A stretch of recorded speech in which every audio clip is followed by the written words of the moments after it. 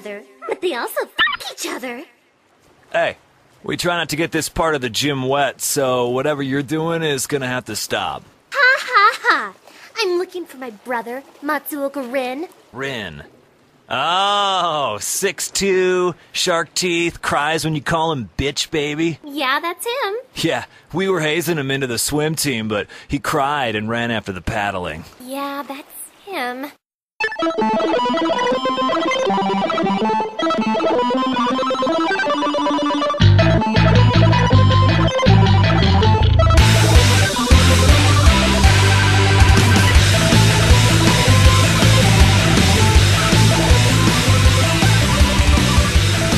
Hello and welcome to another episode of the Rollin' 20s. We are the show that asks the question, why wasn't the Earth 2 Superman based on Black Dynamite?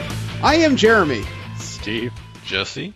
Remember, you can subscribe to this show and several others under the MSP library at missionstarpodcast.com. You can like us on Facebook, subscribe to us on iTunes and on Stitcher. Follow us on Twitter at the Rolling 20s. You can send us any fan mail, suggestions for the show, or hate mail at mspfreight@yahoo.com. The music you heard at the beginning of the show is by Machine Supremacy. You can find most of their discography for free download at machinesupremacy.com, as well as their latest couple of albums on amazon.com.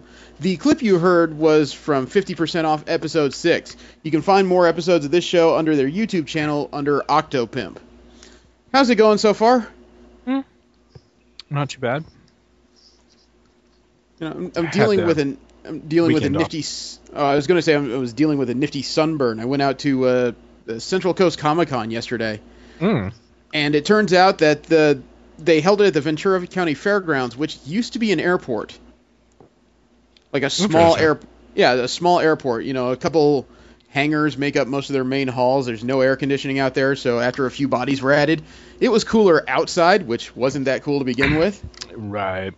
And the only place to sit are a bunch of school-style benches in between the two buildings, which has no overhang. So, yeah, most of my head is this interesting pink color this morning. Better than it was yesterday. So, other than that, I got some interesting photos out of the day, at least. Mostly of the same people, though. I kept running into the same individuals over and over. How about you guys? What'd you do? I'm enjoying a nice change of weather. Hasn't changed yet. And it's 10 degrees cooler here. It's 4 degrees cooler here, so it hasn't changed yet. Yeah. Anything else? I went to a barbecue yesterday. Okay. We do kind of a little experiment every month or so and see if we can barbecue something that isn't normally barbecued. Like a salad. Yep. I was going to say shoes. So how did it turn out? Not too bad. We tried barbecuing fajita mix, but already had it inside. We did both biscuit and normal bread. And the bread didn't turn out quite as good as we were hoping because we ended up rolling it up kind of like a burrito, and so the inside dough stayed pretty doughy. But the biscuit mix worked out pretty well. That one got fully cooked, so we're already thinking of ways to fix the bread situation, but maybe make it more like a calzone or more of a flatbread. We'll see. But yeah, it was tasty. I have some setup to do. I still have Long Beach Comic Con coming soon, and I'm hoping to meet up with the people from Celestial Comics for a few minutes. But other than that, it is a fairly normal day today. I got some of my credit cards paid off finally, which is good. Awesome. You know, now I've only got 2 to go. But, you know, it wasn't terribly interesting to do. It's nice to finally have that done. Yeah. All right, the subject this week is the nature of change in comic books. When it happens, why it happens, should it happen, things like that. So it's going to be more of a meta discussion. Before we get into the news of the week, we still have one Kickstarter that may stop following after this because it really hasn't gone anywhere. And I have to correct myself from last week. Steve was right. It had about 70,000 pounds this, and this week we're talking about Realize Minas Tirith. There is a group in Worcestershire, United Kingdom, who put up an Indiegogo page to build a life-size replication of the city of Minas Tirith from the Lord of the Rings trilogy. And it still has 30 days to get. 30 days left? Why does it feel like the number of days keeps changing? Well, it says it has 30 days to go. Currently has 2,217 funders. The goal to get this started is 1.85 billion pounds UK. Currently has 83,845 pounds. It's gone almost nowhere since last week. Yeah, about 5,000. I think it was in the 80,000 range when we checked in last week. I thought it was 70. Well, whatever. No, 2 weeks ago it was 70. Last week it was in the 80s. I think it was like 81 something. So it's slowed way down. Unless Bill Gates is really bored, I don't think this is going to occur. And I don't think we need to discuss it too much because in the last 2 weeks we've already pointed out several reasons why this might be a logistical nightmare. Just slightly. From there, we can get into the actual news of the week. We'll start off with video game news, and the first one is... I'm almost ashamed I didn't have this idea. Disney has come up with a new game, it looks like, based on the Hulk. And during a presentation at the D23 Expo a couple weeks ago, actually, I guess it's a week ago, they actually have interactive Hulk hands. Huh. Part of the part of the presentation of their gaming was they will have 2 Hulk hands with motion sensing devices in the wrists that you can use to punch and move. Interesting. Like I said, I'm almost embarrassed that I never thought about that before. That's brilliant. They're calling it Gamma Gear. You put your hands inside the Hulk hands and then use the motion controls to smash your way through missions, stomp through battlegrounds, and use different Hulk moves like Ground Slam, Thunderclap, and other combos. Let's just hope that whole time he manages to keep his pants on. They can repurpose those gigantic Hulk hands now. Yep, they don't have to work too hard on the mold.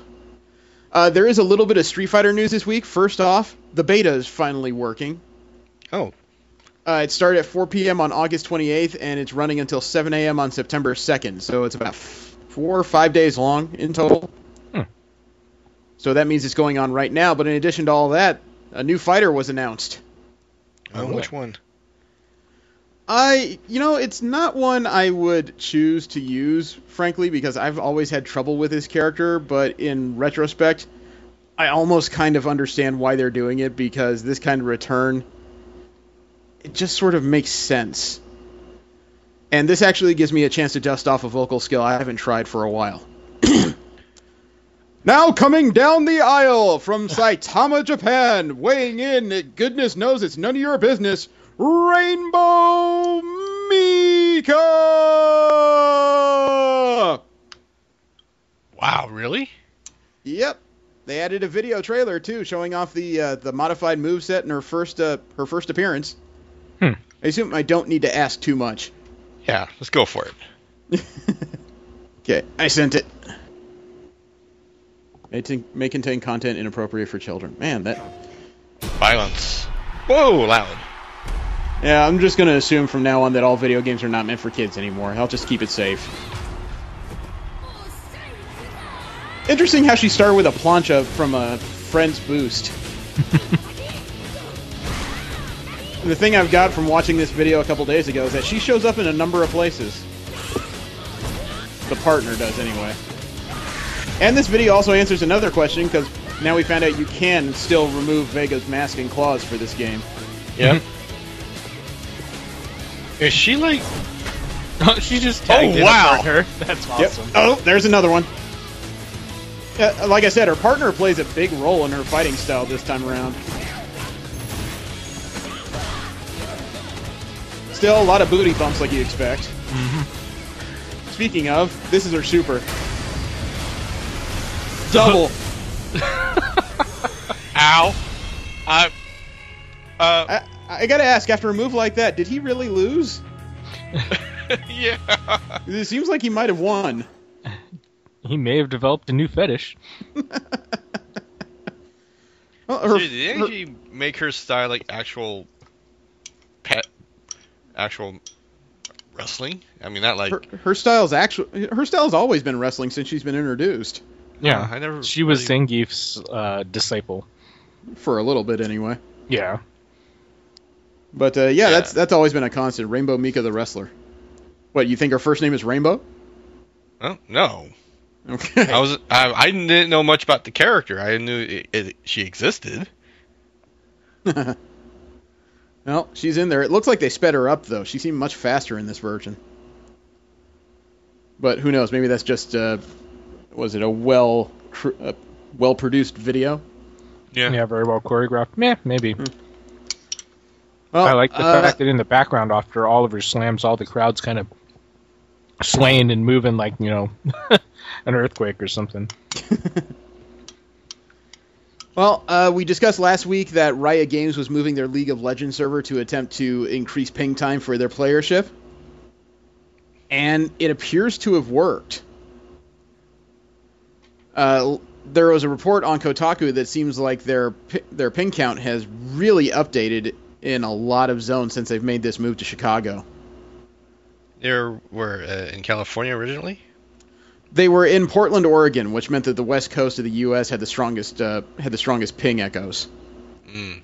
They moved it to Chicago because it's more central based on their global playership rather than any specific region in the U.S. or any regional group of gamers.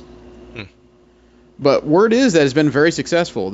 Other than the pros who are pissed off because they relocated to California to reduce ping time, everybody else seems to be rather happy with it. Hmm. So I assume that's the point after all. Yep. Pro players may make a lot of money, but in the end, they don't add much to League of Legends. It's the general players that will add more to it. Yep.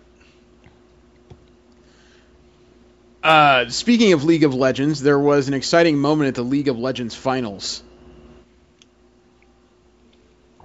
I'm having a little trouble discerning what exactly happened, but I know that Team Tip and Team Liquid went up against each other at the North American League of Legends Championships. Yeah.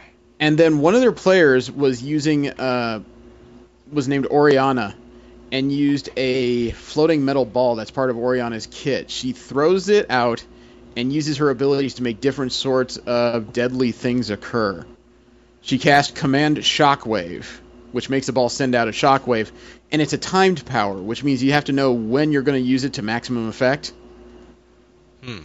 I admit, I understand everything as far as concept, but I don't know much about League of Legends. However, very helpfully, Kotaku decided to put up a YouTube that actually will fill in the blanks here as to what occurred.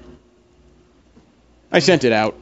But it's not over. Yeah, it delayed because they're just going to try and parlay this straight into Baron. So they're attacking a giant monster, which apparently has a big XP boost to help you win. You see that ball that Oriana just dumped out? Yep. Just sitting there. And it went off.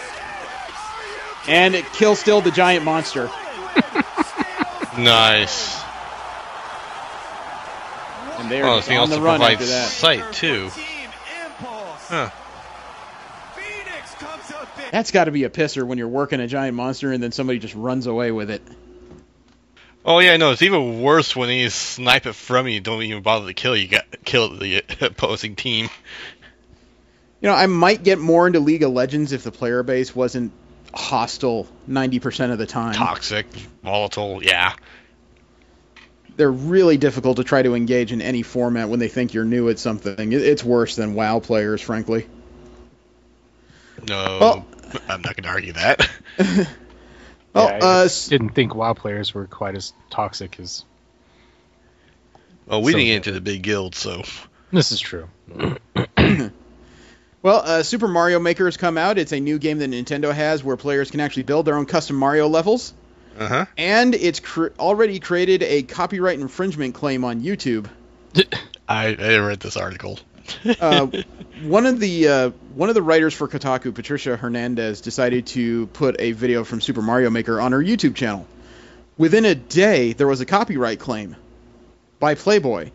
Yep. It turns out it's automatic. See, what happened was Ms. Hernandez and Kotaku and Playboy posted the exact same video, the exact same running time, the exact same thing, okay? Mm-hmm. And it wasn't a case where Playboy was seeking out videos to include claims on, but YouTube has a bizarre search algorithm that when two people upload the exact same video, one or the other seems to get an automatic copyright claim against the other. Now, Playboy, for their credit, once they were contacted by Kotaku, just said, look, we didn't do this and we're going to decline it. What the hell ever, right? Yeah.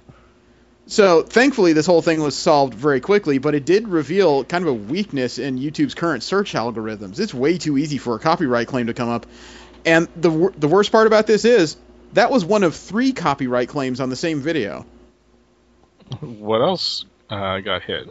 The writer didn't detail who else put up the claims, just the fact that YouTube announced these claims. It's still not determined whether or not all 3 companies had anything to do with putting up the claim besides YouTube's search algorithms. So, they've gotten way too touchy about this shit. It's been like that, man. I wouldn't know. I watch YouTube. I don't play with it. But there are going to be some pissed off people. There are going to be some pissed off Mortal Kombat fans in the near future. Oh? It was officially announced as of yesterday. Mortal Kombat X for the Xbox 360 and PS3 are canceled. Ooh. God, who has this? WB Games has been trying to put the new generation game on the older generation systems. They've had multiple delays, and finally they just declared that the old systems do not have enough power to put out what they call a good enough game, so they're just not going to do it. Warner Brothers put out an official statement, quote, after months of development, Warner Brothers Interactive Entertainment has come to the regrettable conclusion that we cannot release Mortal Kombat X for PlayStation 3 and Xbox 360. Please know our teams work diligently to meet the quality standards set by the current generation versions of the game. We were not able to get the PS3 and Xbox 360 versions to the quality expected of a Mortal Kombat game, and are very, very sorry for not being able to deliver the products as originally planned, unquote. That's what happens, Yeah. Unfortunately, the guy that wrote this article on Kotaku, Mike Fahey, declared this is another reason why people should not pre-order video games. Yeah. It's not the same thing. It's a technical issue. It's not like they failed to deliver the game. They really thought they were going to do it, and they just couldn't, at least not to their liking. They could have released a game, but for all we know, it might have looked like something on the old Super Nintendo. With sweat instead of blood? I was thinking more in the terms of stop-motion photo animation. Talk about a lost art, right? Mm-hmm. Well, it's almost time for this game to come out, but in the trade there is a brand new 2-minute trailer that's come out for the multi-platform game Transformers Devastation. Okay. Platinum Games is going to release this in the near future. I believe October 6th is the expected release date. I sent it. Rated T for teen for fantasy violence. Oh, that means women in bikinis beating each other up.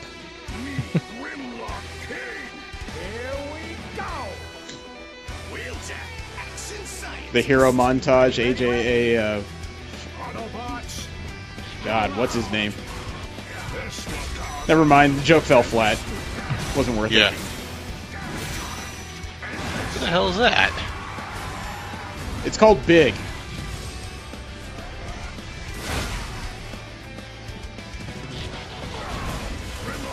I know Grimlock will be the first one I play in this game just for the sake of. Yeah. I tried playing him at Comic-Con. He is slow.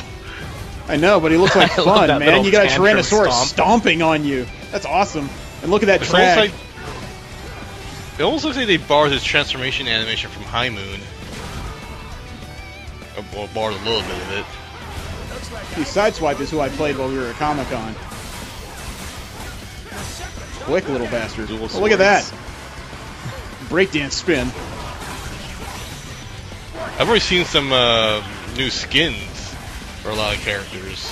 Not exactly. Anybody who pre-orders gets 3 free skins and 3 new weapons. Ah, okay. Some people are claiming it's an exclusive. I saw it on Amazon as an exclusive. However, I also saw it at Target, GameStop, and Best Buy. So, It's exclusive It's a in the fact that if you pre-order, you might get it. Yep. Then there's also the idea that even if you don't pre-order, you'll probably get it for $5 later. Yeah.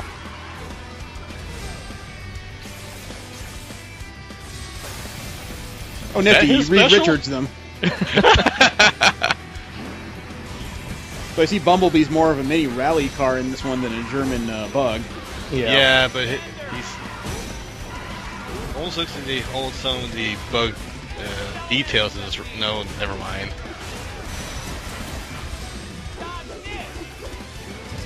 Grenades.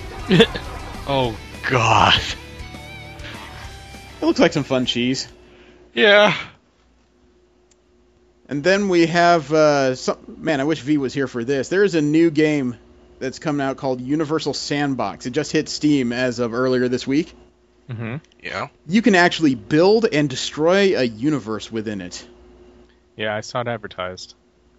Yeah, you can actually build celestial bodies and everything. And thankfully, they have a trailer to go with it, so we get to see what exactly they're talking about. And I sent that too. Oh, look, an Earth. Mm. You can see humans slowly killing it.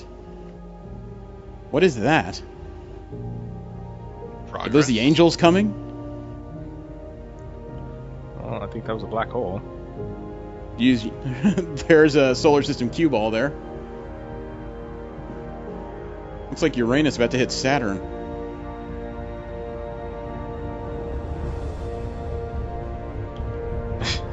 See, V needs this game. She can finally destroy the world like she always wanted to. This is kind The of moon pretty, hitting actually. the Earth. Like multiple bodies hitting the moon now. Stars. Big Woo! bang. Collision of stars. So this is what it looks like when Two Thanos gets black the holes Infinity eating each Gauntlet, other? huh?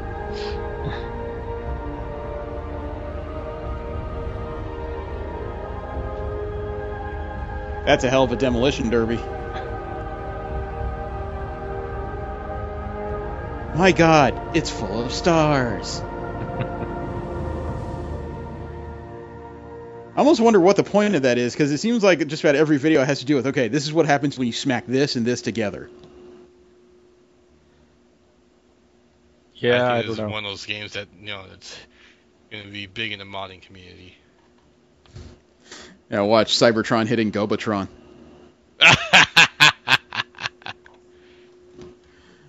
Okay, I have been waiting, actually, since it was announced that Rock Band 4 was coming out for the Xbox One. Mhm. And I'd been trying to understand when they kept claiming that the legacy controllers, the controllers I have that work for my 360, will work with this game on the One. As it turns out, they finally explained that. For $80, you can get the game with no controllers, but it'll come with a box, like a $20 adapter that's part of the package. Aha. Is a wireless adapter that you key your controllers into, and then you plug that via USB into the Xbox One system. In other words, it's a transmitter that understands 360 signals and translates it for the Xbox One. Okay, cool. So I technically don't have to buy any new controllers when this game comes out as of, I think, late in October. So, yeah, I get to pretend I know music, and I'll piss off everybody else in the house by drumming for a little while in the evening. And last up in video game news, do you remember that story where the fabled graveyard of Atari games was finally found in the New Mexico desert? Right. Yeah. Some of those games have gone for up to $100,000. Why? Why on earth would you buy something that was buried for 30 fucking years? It was an urban legend that came true. That game is so horrible, it actually has a place of honor in certain people's libraries. And some of those recovered cartridges sold for over $100,000. $65,000 of that money is going to the city of Alamogordo, New Mexico. $16,000 will go to the Tularosa Basin Historical Society, and the rest is going to go towards expenses associated with the auctions themselves. It's not bad. That means that over 4/5 of the money actually went to places that could be useful instead of just people going, well, now I can buy that boat I've always wanted. Yeah. Out of the 881 cartridges that were sold, 6 of them went to Brazil and Australia, 3 in Singapore, 22 in France, 54 in Canada, and 752 in the U.S. Of course. The most expensive one went for $1,535. Over 60 were sold on eBay, including Asteroids, Missile Command, Warlords, Defender, Star Raiders, Sword Quest, Phoenix, Centipede, and Super Breakout. Damn. Not all those were sold. Some of the cartridges have ended up in museums. At least somebody's doing something proper with it. Yep. From there, we'll go into Marvel Media News. We talk about the Marvel properties that don't end up on the comic book page. I'm sure you guys have seen the graphics that have come out this week regarding the teams in Civil War. Yeah. According to some promo stuff that's been released online, Team Iron Man officially, or at least according to the concept art, is the War Machine, Black Widow, Black Panther, and the Vision. Meanwhile, Team Captain America consists of Hawkeye, Agent 13, the Falcon, the Winter Soldier, and Ant-Man. On its face, it does seem like one team got all the power players. I saw one guy online who was instantly calling bullshit because there was no Ant-Man who was so heavily talked about in the images, but if you take a look, Ant-Man is actually standing on top of Hawkeye's shoulder. Really? He missed it completely. The guy really pulled a complete stupid. But also, people are talking about the fact that Jeremy Renner's costume in this one seems to be the most comic bookish his costumes have looked thus far. Have you seen it? No.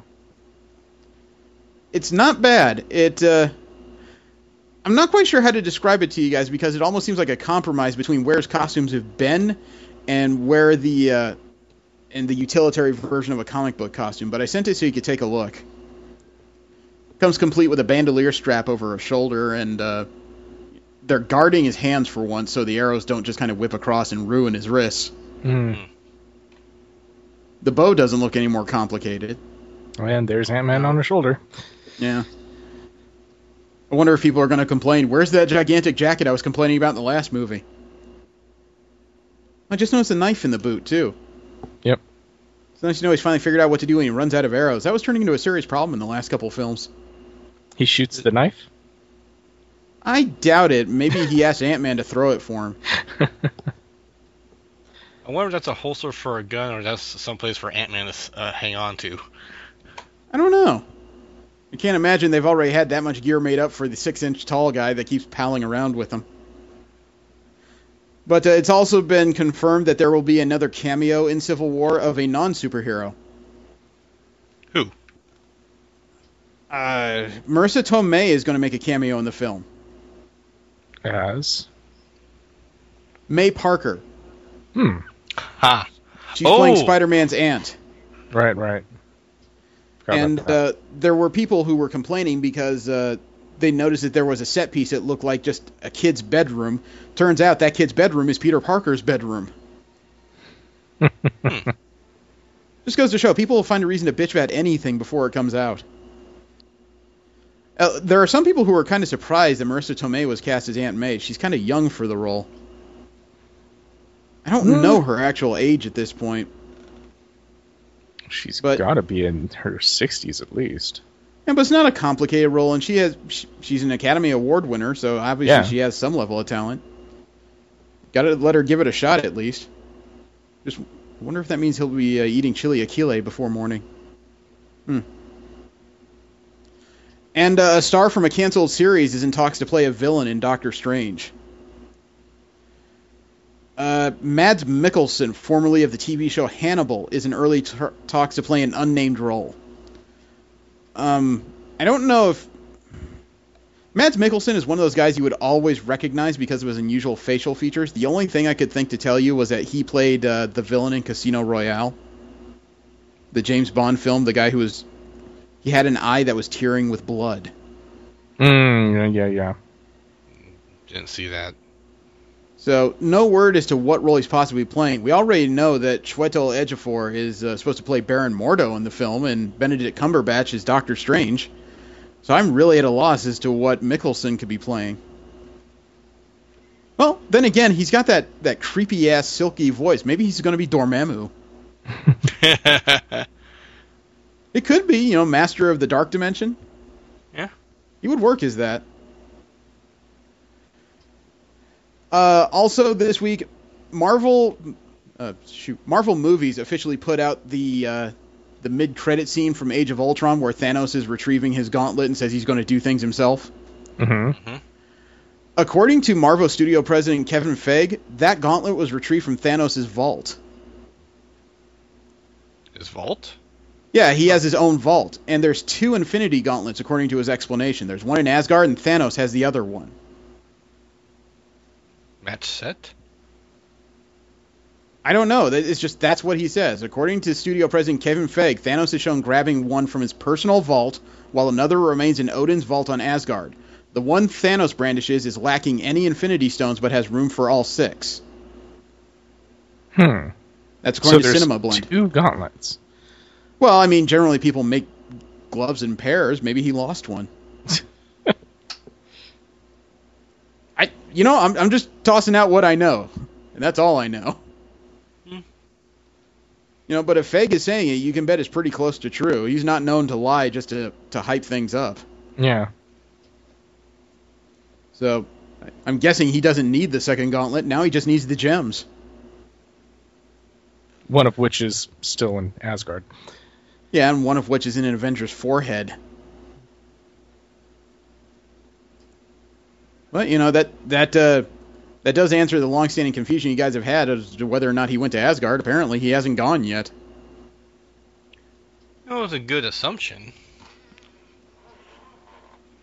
Let's see. Marvel has shared another promo image showing off part of Daredevil's redesigned costume. Mm-hmm. And when I say part, it looks like something that's supposed to go into a cell phone ad because all it is a super thin picture of Daredevil's chest and the title screen. Or the title logo.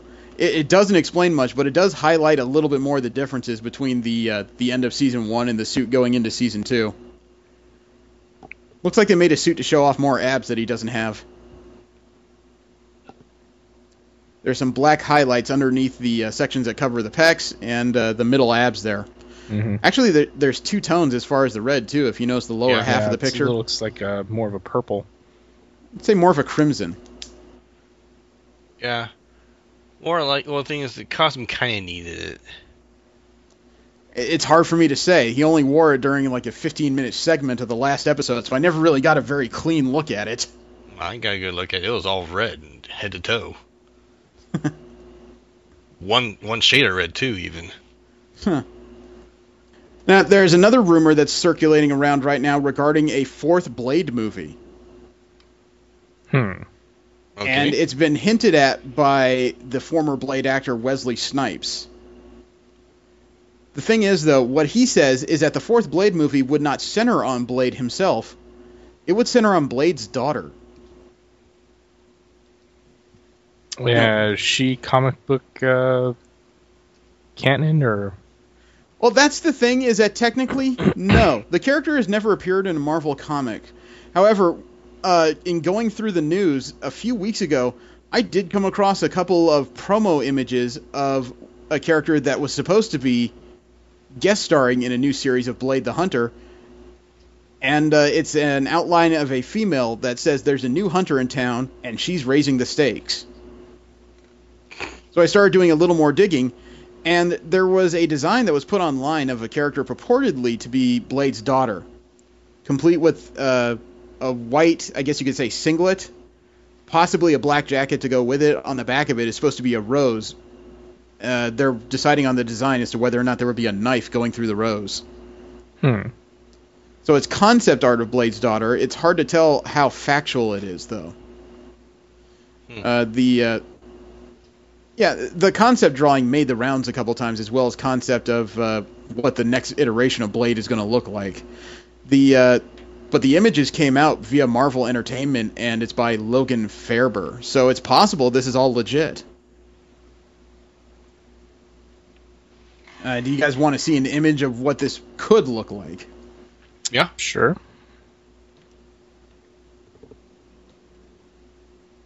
Well, I sent the image for the look, and they're trying looks in both white and black for the character. It's one of those things I'm kind of on the fence of, because a new character or a new family member for Blade may not be terrible. It's just how sudden this had come about.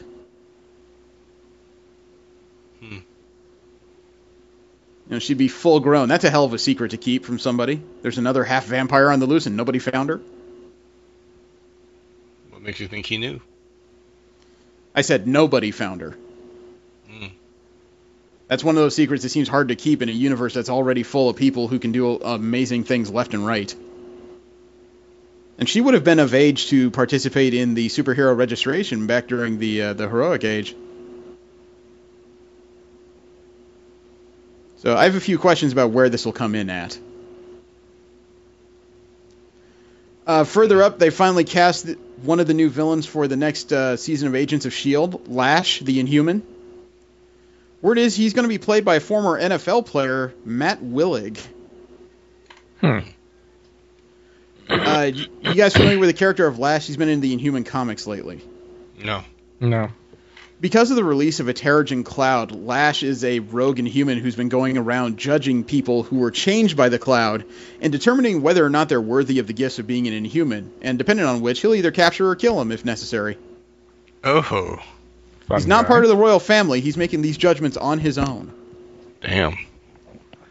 But Marvel and Disney Entertainment have already made it very clear that Lash will be part of the next season of Agents of S.H.I.E.L.D.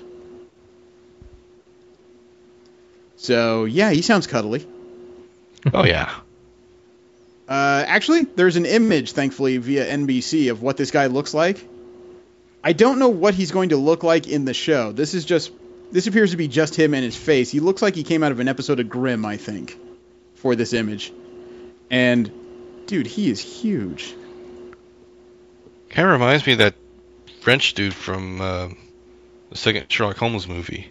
The first one, I think. Yeah, it was the first one. The ship scene, yeah.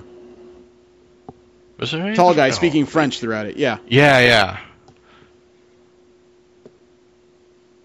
But he does remind me a little bit of that. I wonder if he's going to have any prosthetics in the new show. Damn it. Word also is that they have cast the character of Belladonna Bordeaux in the Gambit film, opposite Channing Tatum. One of the actresses from the upcoming James Bond Spectre film, Léa Seydoux, has been offered the role, I should say.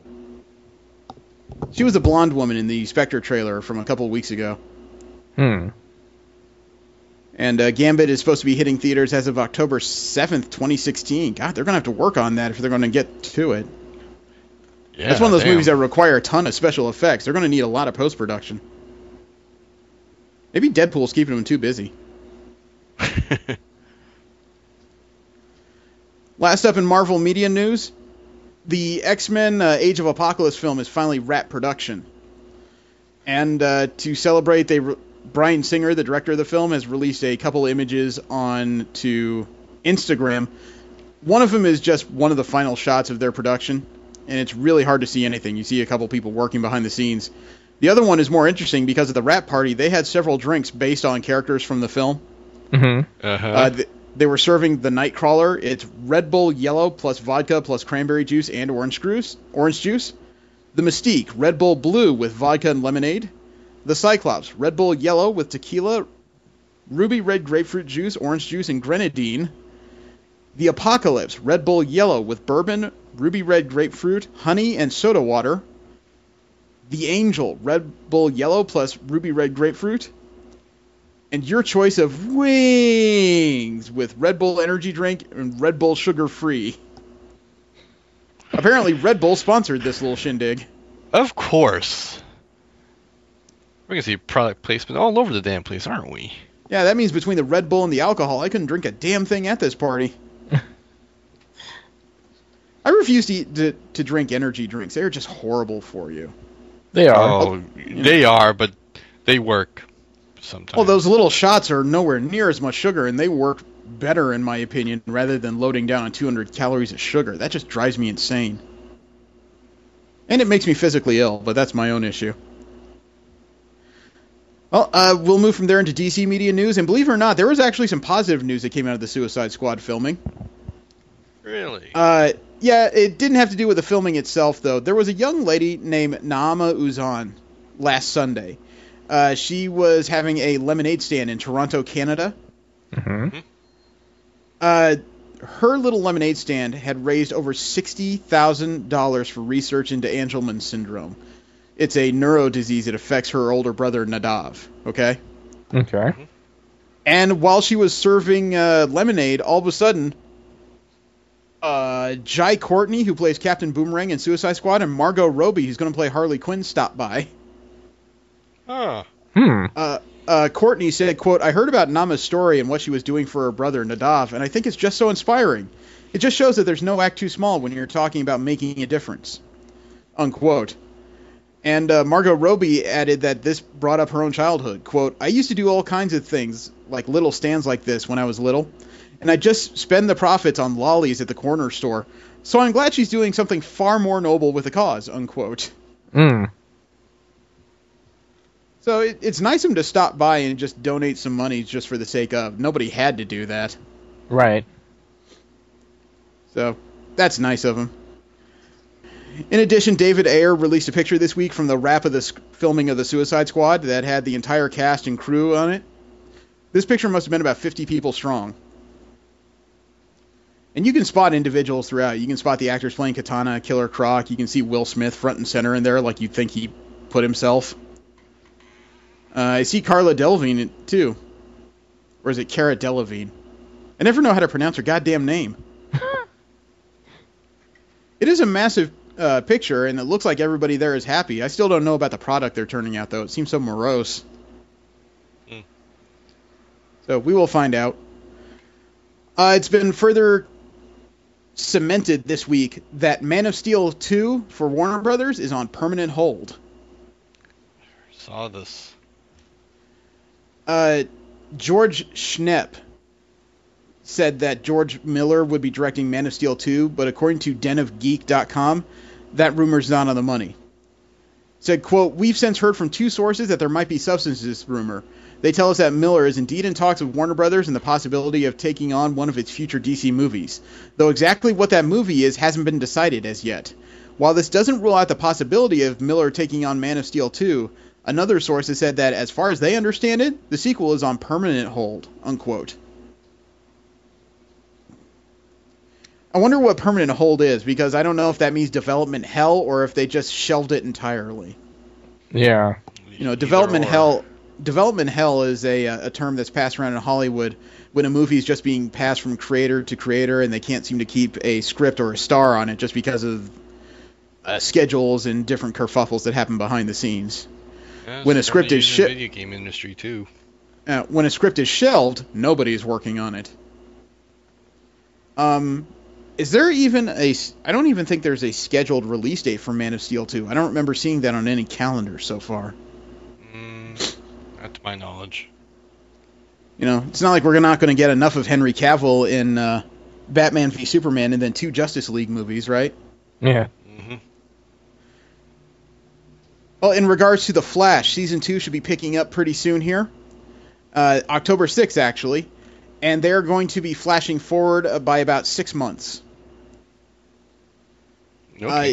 It seems that the difference in the story is that the Flash did indeed deal with the singularity, and now the public is aware of the Flash's existence on a whole. He's no longer just a rumor, he's a bona fide superhero. Cool. But there's, according to Grant Gustin, quote, "We pick up about 6 months later, and we're going to piece together how the storm has affected everyone," unquote. Somebody asked how far the world has changed in the aftermath of Barry's defeat of the Reverse Flash, and Gustin says, quote, "It's not as different as you'd think, but as we move forward, some things will blow fans' minds," unquote. Curious. I mean, I don't know what would blow my mind more, you know, if there's another Reverse Flash, or if they find another name for the Reverse Flash. Or if they cast Miley Cyrus in any frackin' role in this thing. That would all blow my mind. There is a Firestorm villain that's actually joining Season 2 of The Flash. Really? The 12 Monkeys actor named Damore Barnes has joined the cast. He's going to be known as the Firestorm villain Tokamak. Tokamak. Tokamak. Mm-hmm. The CW is describing him as a charming but cocky scientist who was affected by the same particle accelerator explosion that created the Flash. When Caitlin Snow recruits him to join the team at Star Labs, Hewitt jumps at the opportunity to fulfill his destiny as a powerful metahuman. Now, in DC Comics, Tokamak was a scientist who tried to blackmail the U.S. government, and he was responsible for the creation of Firehawk, a female superhero with powers that resembled that of Firestorm. So the guy's like an evil Tony Stark. I'm Google Tokamak, and the only thing I'm getting are designs for particle accelerators. Tokamak has probably one of the ugliest costumes I've seen in a long time when it comes to comic books. I can send you an image that came off of a panel of, I think, Firestorm, and holy crap, he looks like he's wearing a... God, what do you call this? A yard trimmings garbage can around his midsection. Oh God, yeah, I see it. It's pretty ugly. Yeah. That giant T there, you almost wonder if he says, "I pity the fool," every time he throws a punch. No gold, no mohawk, no way. Oh, he looks like he's a cousin of Stiltman. Distant It's a relative very of the Crimson Dynamo? You know what? I would take this as a good thing, because that means you basically have free reign to redesign this thing from the ground up. There's no way you can make it worse than this. The only thing I see him doing is keeping a belt, sort of. No, that would... No, you got Mr. Terrific coming. No, you can't do that. But TV Line is reporting that Violet Bean has been added to the cast of The Flash as well. She's been cast as Jessie Quick. Really? Yeah, Jessie Quick is a second-generation superhero, the daughter of Golden Age superheroes Johnny Quick and the Liberty Bell from the Justice Society of America. Now, I sincerely doubt that that's a storyline that the TV show is going to go with. But Jessie Quick has had a couple different powers over her lifetime, including short bouts of super speed, and depending on the continuity, she's also developed invulnerability and super strength, more like her mother. They're describing the character as a brilliant but quirky college student. Oh, great, she came straight out of Real Genius. Maybe Well, at least it's not... No, At she least won't know she's- Supergirl. Nobody can know Supergirl in this series, remember? This is true. Yeah. What were you going to say, Steve? I was just going to say, I wonder if she's going to have nipples on her suit since, the Val Kilmer reference, but I decided that wasn't really funny. Val Kilmer? No, it's not. What Val Kilmer? Oh, okay. You threw me for a second there. I wasn't sure where that was going. Now, I am not a fan of the pilot of the Supergirl series. I took a look at it since it was available. Didn't stir my mind. However, it's nice to know that even though the series is not what I would call good, at least, the star of it, Melissa Benoist, is taking time out to do something nice. She actually spent some time with the Girl Scout Daisies from eastern Oklahoma. Mm-hmm. And it looks like for the occasion, the Girl Scouts got, I guess you could say, special custom costumes and shirts for the visit. And Miss Benoist did spend a little bit of time talking to him and just spending time with him. She wasn't busy filming or anything like that. So I always appreciate when people give their time when they don't have to. And the picture here just speaks 1,000 words. It is 10 times as much publicity as they could ever use. Nice. It's cute. All the girls got Supergirl t-shirts, and she posed with him for a photo. I don't think they took him high up in any building. I'm going to guess that's a Hollywood backdrop back there. Yeah, probably. Doesn't seem to quite fit the foreground. No. But again, it's a super nice thing to do. One thing I wasn't aware about was that Lois Lane was a featured character in a young adult novel. What? Okay. I didn't know that. The reason why this came up is because according to a story on IO9, the second Lois Lane book, Lois Lane Double Down, is coming out in the near future. I'm sorry, Lois Lane Double Down was the first book. The next book is going to be called Lois Lane Fallout by Gwenda Bond.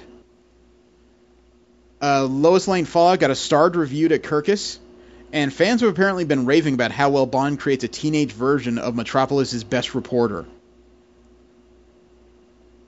I don't know. What kind of story is there about a teenage woman who hasn't seen most of the unusual things that the DC universe will be able to put together yet? I don't know. Does anybody know what city Lois Lane is from? Was she always from Metropolis? I don't know. No, she was a military brat, so she went all over the place. According to Gwenda Bond, quote, Lois Lane is an icon, one of the most well-known and enduring figures in American pop culture, and for good reason. She's a hero all of us can relate to. It's been a tremendous honor and a great pleasure to get to write about her in an all-new way as a modern teenager, and I'm thrilled to be continuing her story in Double Down, unquote. Huh? I don't know if I'd call her one of the most enduring figures in pop culture. Yeah. I guess that's technically true. I mean, everybody knows her name since the 1960s, but I've never really considered her a feature of the Superman comics, in my own opinion. Then again, I could be blowing smoke. She had several of her own comic series in the Silver Age. Oh, yeah, I remember a few of them.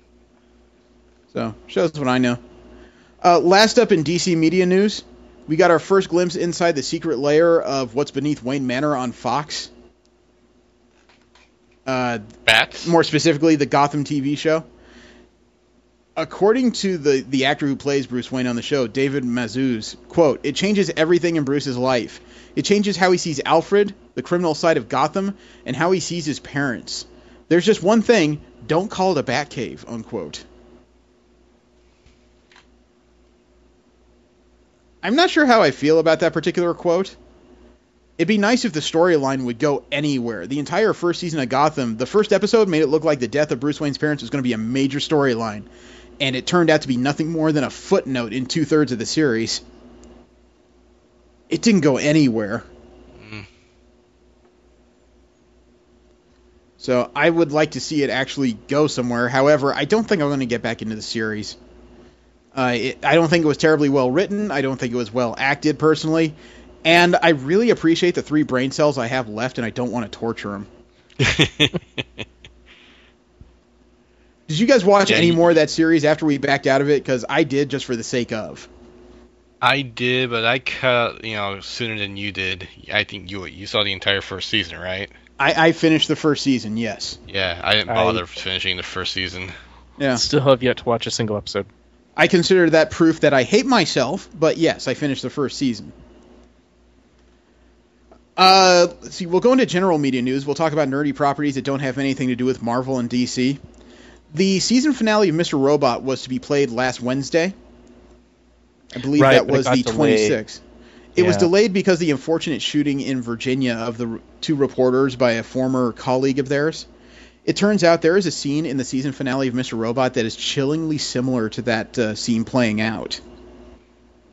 Damn. So rather than get a bunch of letters, USA and NBC, which I believe is their parent company, took the proactive situation of just delaying it by a week. Instead, last week they replayed the penultimate episode of the season. This is one of those cases where I'm of mixed minds about it, because I'm a huge fan of this show and I wanted to see the ending. And I don't blame NBC or USA for what happened to those reporters. That's just that's a very strange and disturbing isolated incident. At the same time, there's a lot of people out there who cannot separate their feelings from multiple things. Yes. So they would probably gotten a shit ton of letters from people who just didn't know any better, and they would have had to apologize anyway. So I get why they did it. I don't agree with it necessarily, but I can let it go.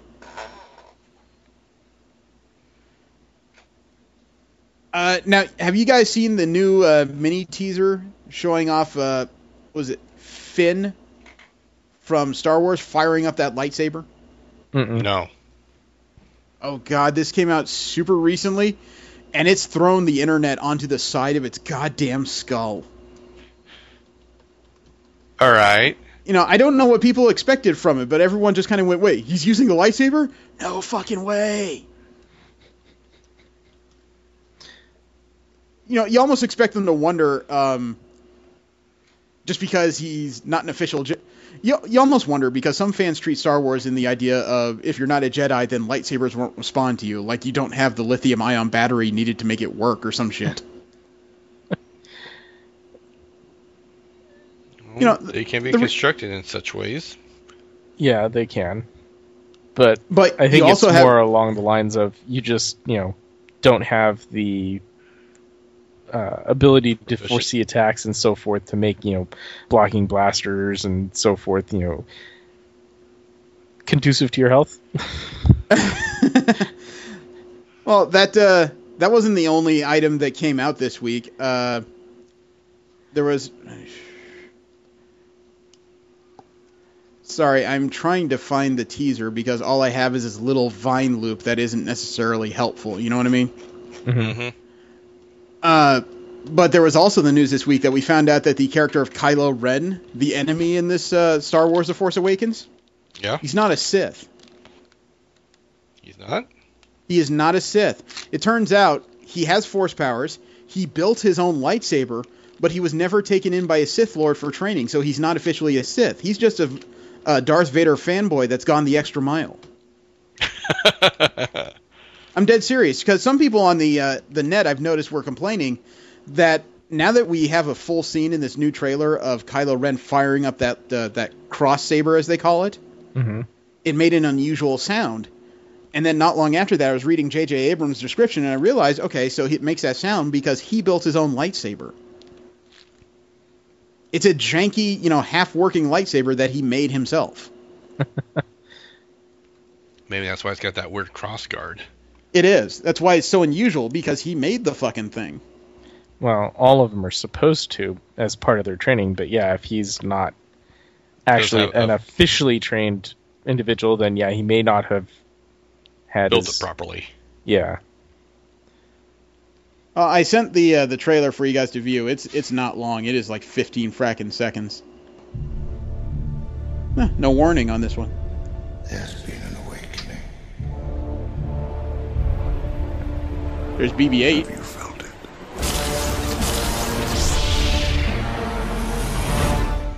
Dude's gonna die. No, but you heard a hand. Well, now that you've seen the video, you heard the sound. It's more guttural. Like that thing is struggling to actually turn on. However, wow, Disney really thinks highly of itself. There is a projection, according to Deadline.com, breaking down the estimates as to what The Force Awakens should expect in its first weekend. And it's going to open in all markets, or well, just about all markets simultaneously.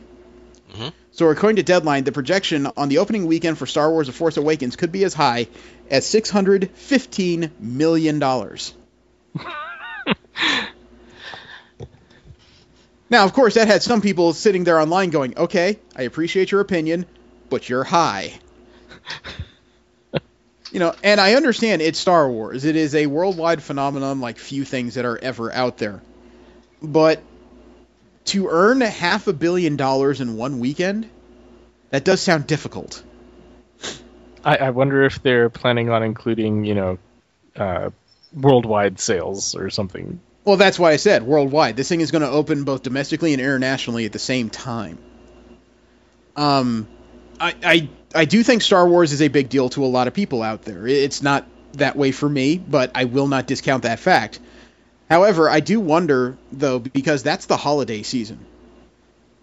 This is opening in early December, and a lot of people tend to commit their money in a lot of different directions at this time of year.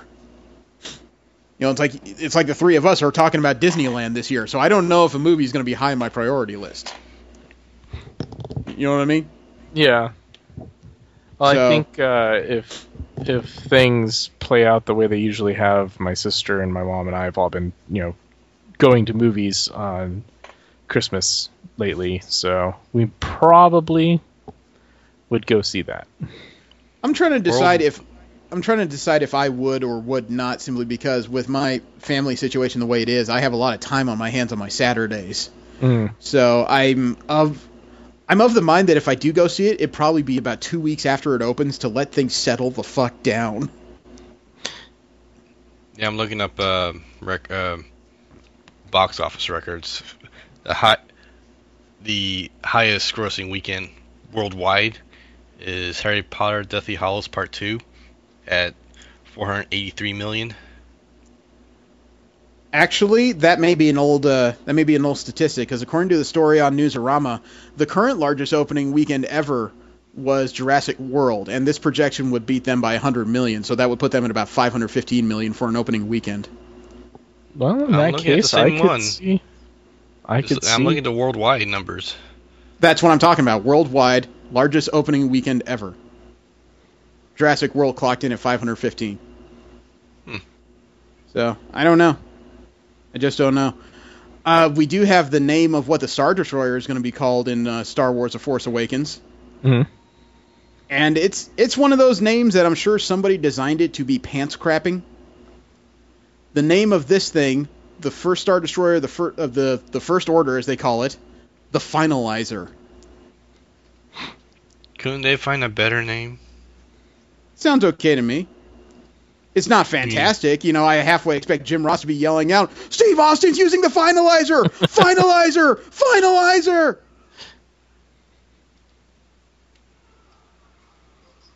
So it's a combination of silly but awesome. The first time you say it, you'll probably laugh a little bit, but when someone says the Finalizer is coming to chase you down, that name is kind of ominous. And there was also an interesting post on the Star Wars Twitter account or Facebook page, because they decided to put up a full-body image of Captain Phasma. You know, as we all know, Captain Phasma is the Silver Stormtrooper who is being played by Gwendolyn Christie. You know, the woman who plays Brienne of Tarth in Game of Thrones. Uh-huh. And the image is rather striking. It is a full-body concept art of what Captain Phasma looks like. And I don't care who's beneath that armor. This is relatively intimidating as soon as you get past the giggle of 70s disco armor. Well, I sent it so you guys could take a look so you're on the same page as I am. And it's a nice figure. It really is. You know, it's Captain Phasma in front of some concept art, including the First Order flag there. Mm-hmm. And what this brilliant man named identified as Cody Paul on Facebook decided to put on their page says, quote, "Not to be sexist, but it's really hard to tell if that's female armor for me," unquote. And the whoever's running the Star Wars official Facebook page decided to answer him very succinctly and said, quote, "It's armor on a woman. It doesn't have to look feminine," unquote. Thank Yes, exactly. You know, how real armor's supposed to fucking look like. So I don't know if they were being snarky or realistic, but either way, they shut his shit down. Thank you. Congratulations, you turned to an internet joke. It's you know, not to be racist, but not to be sexist, but it's like any statement following that, you know, those kinds of things, it's always going to be bad. But see, that I've stopped using those phrases, and instead I use something that's even more disarming. I usually I even used it yesterday at Central Coast Comic Con. I don't mean to sound like an ass, but I'm going to. Let's just put it right up on Front Street. Michael B. Jordan, as it turns out, is eyeing a role in a new superhero film, but this one is not Marvel or DC related. He's going for a role in the action comedy vampire series from Dark Horse, Blood Brothers. Dark Horse's Hollywood division is on board to produce this new movie, and they want the series writer Ethan Coen to write the screenplay. Ethan Coen created the series of Blood Brothers along with co-writers Mike Gagerman and Andrew Waller. So, I don't know anything about Blood Brothers offhand. It almost looks like a bizarre story of vampires and humans as friends and not as friends. Like they're trying to integrate into society somehow based on a couple of covers. But that's all a guess. All I know is it'd probably do better for him than beating Johnny Storm at this point. I mean, anything would be. Well, the internet was also at Twitter this week because Michael Fassbender was shown in his costume in the new Assassin's Creed film that's coming out relatively soon. He's playing a brand new character not heard of in the games, Callum Lynch. And it's going to be a new story because you know how the games in Assassin's Creed work? Generally, you're playing somebody who's going through genetic memories and reliving history, right? Right. Yep. Okay, in this case, apparently Callum Lynch discovers that he is a descendant of the Assassins, They unlock his genetic memories like they do in the games, but it allows him to take on the Knights Templar in the present day. Ooh. We may actually have our first modern assassin. Hmm.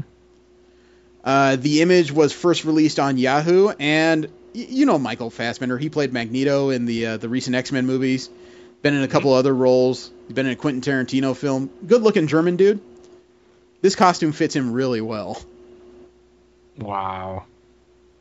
He looks like he's about to snip a testicle right off somebody. It's a nice costume, though. They did a good compromise between the video game and real life. Mm-hmm. Not quite sure about the dark colors, though. Assassins I'm used to seeing in white or gray colors. Or maybe some blues. This seems to be all grays and blacks. Well, I think the reason why, the white costume appeared was, he was running around in a desert, in the first one, but... I think the first one actually was in Italy. Was it? I think so. Was it the second one that he was in? The third one, I believe he was running around in a desert. Huh. The third one I have not seen. I've seen the first and second one, and I've seen Black Flag to death because my wife is like a super fan of these goddamn games.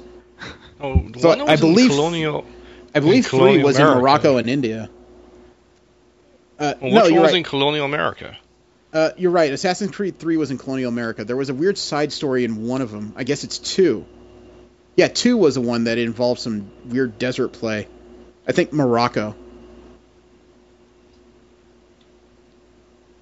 God damn it. Assassin's Creed is one of those games I have tried several times, but I can't get into it. It's, the playstyle is not very fluid for me. If you're into character pieces, I think it's pretty good, but it doesn't appeal to me as a player. Mm. I don't know. I always like the stealth kill games and stuff like that, so...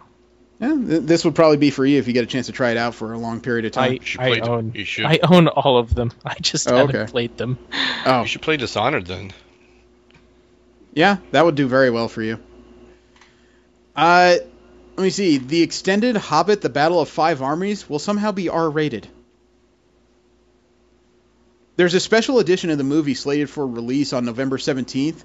It's going to have 9 hours of behind-the-scenes footage, 20 additional minutes of footage, bringing the runtime of the movie to a trim 164 fucking minutes. Jesus. Almost 3 hours. And because of this extra footage, whatever the frick it is, the upgraded rating went from PG-13 to R. You know, for all I know, that scene is nothing but a bunch of elves standing around going, fuck, fuck, fuck, fuck, fuck, fuck, fuck, fuck, fuck, fuck. I don't know. I just think it's interesting that 20 minutes changed it from a PG-13 to R. I wonder what the hell was in those. The Lost Arwen sex scene. Last up in general media news, William Shatner's on a boat. Is it the Enterprise?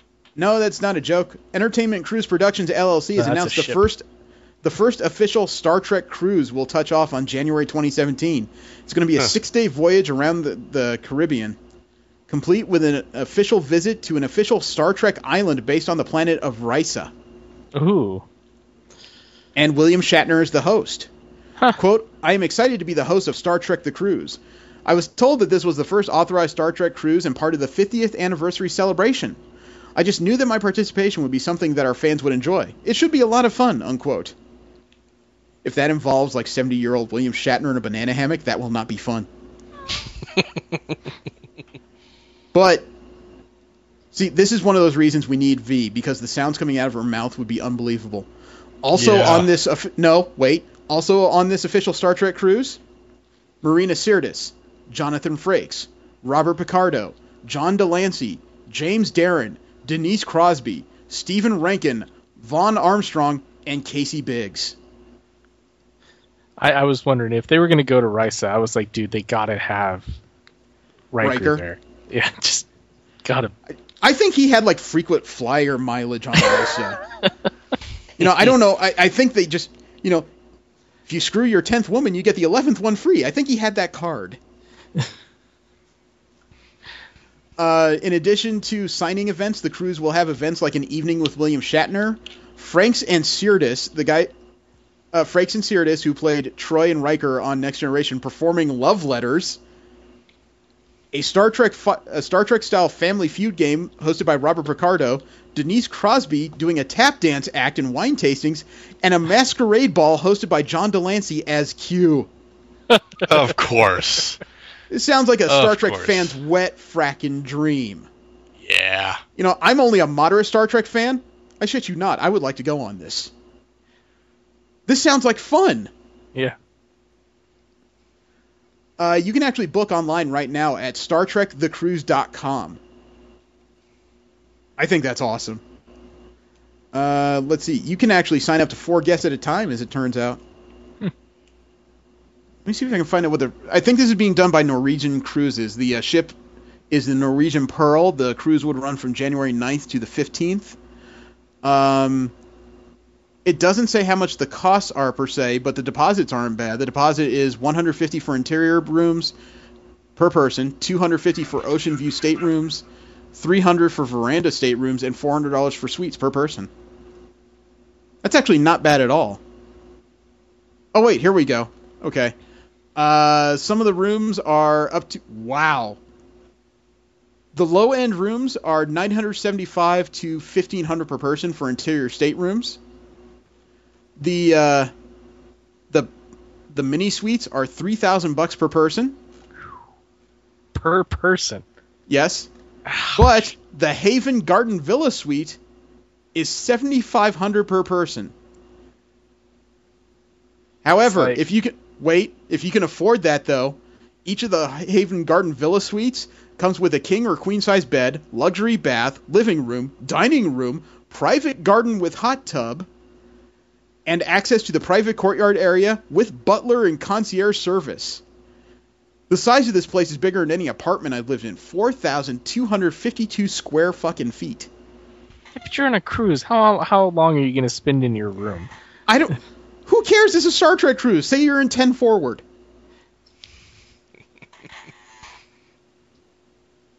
I didn't design the fucking thing. I'm just saying. Well, I'd be good enough with just like an interior room and be like, all right. You want to go halvesies? I'll go with you. Let's see. We'll go into Marvel comic news. We'll talk about the Marvel print properties, and comic book news is admittedly a little light this week. The biggest thing that came out this week, I'm almost surprised I haven't heard more people bitching about this. Secret Wars, the summer event that Marvel started that's changed the face of their universe as we know it, very literally. Mm-hmm. You know how it's supposed to end in 8 issues in October? Mm-hmm. Yeah. Not happening. Because of the depth of the story, Marvel has authorized a 9th issue to the Secret Wars. Oh. It's coming out in December. It's not unheard of for a series to add an extra issue when things are getting hot and heavy and they just don't think they can finish it in the number of issues given. But it is a little weird that you could almost call it a cornerstone event at this point to add an issue, let alone one that's coming out 2 months after the issues that are going to be the consequence issues to this whole story. The number 1 saw the new series come out in October, and the editor-in-chief of Marvel, Alex Alonso, was very specific when he said that all the number 1s planned for October, November are not being delayed. I'm sorry, that was according to David Gabriel. He's a Marvel SVP on sales and marketing. But he did add, but there might be a surprise or two left over from Battleworld you weren't expecting.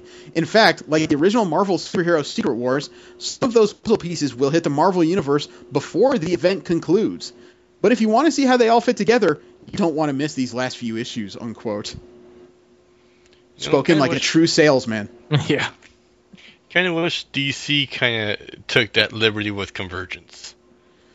Well, I think they needed to get that over and done with.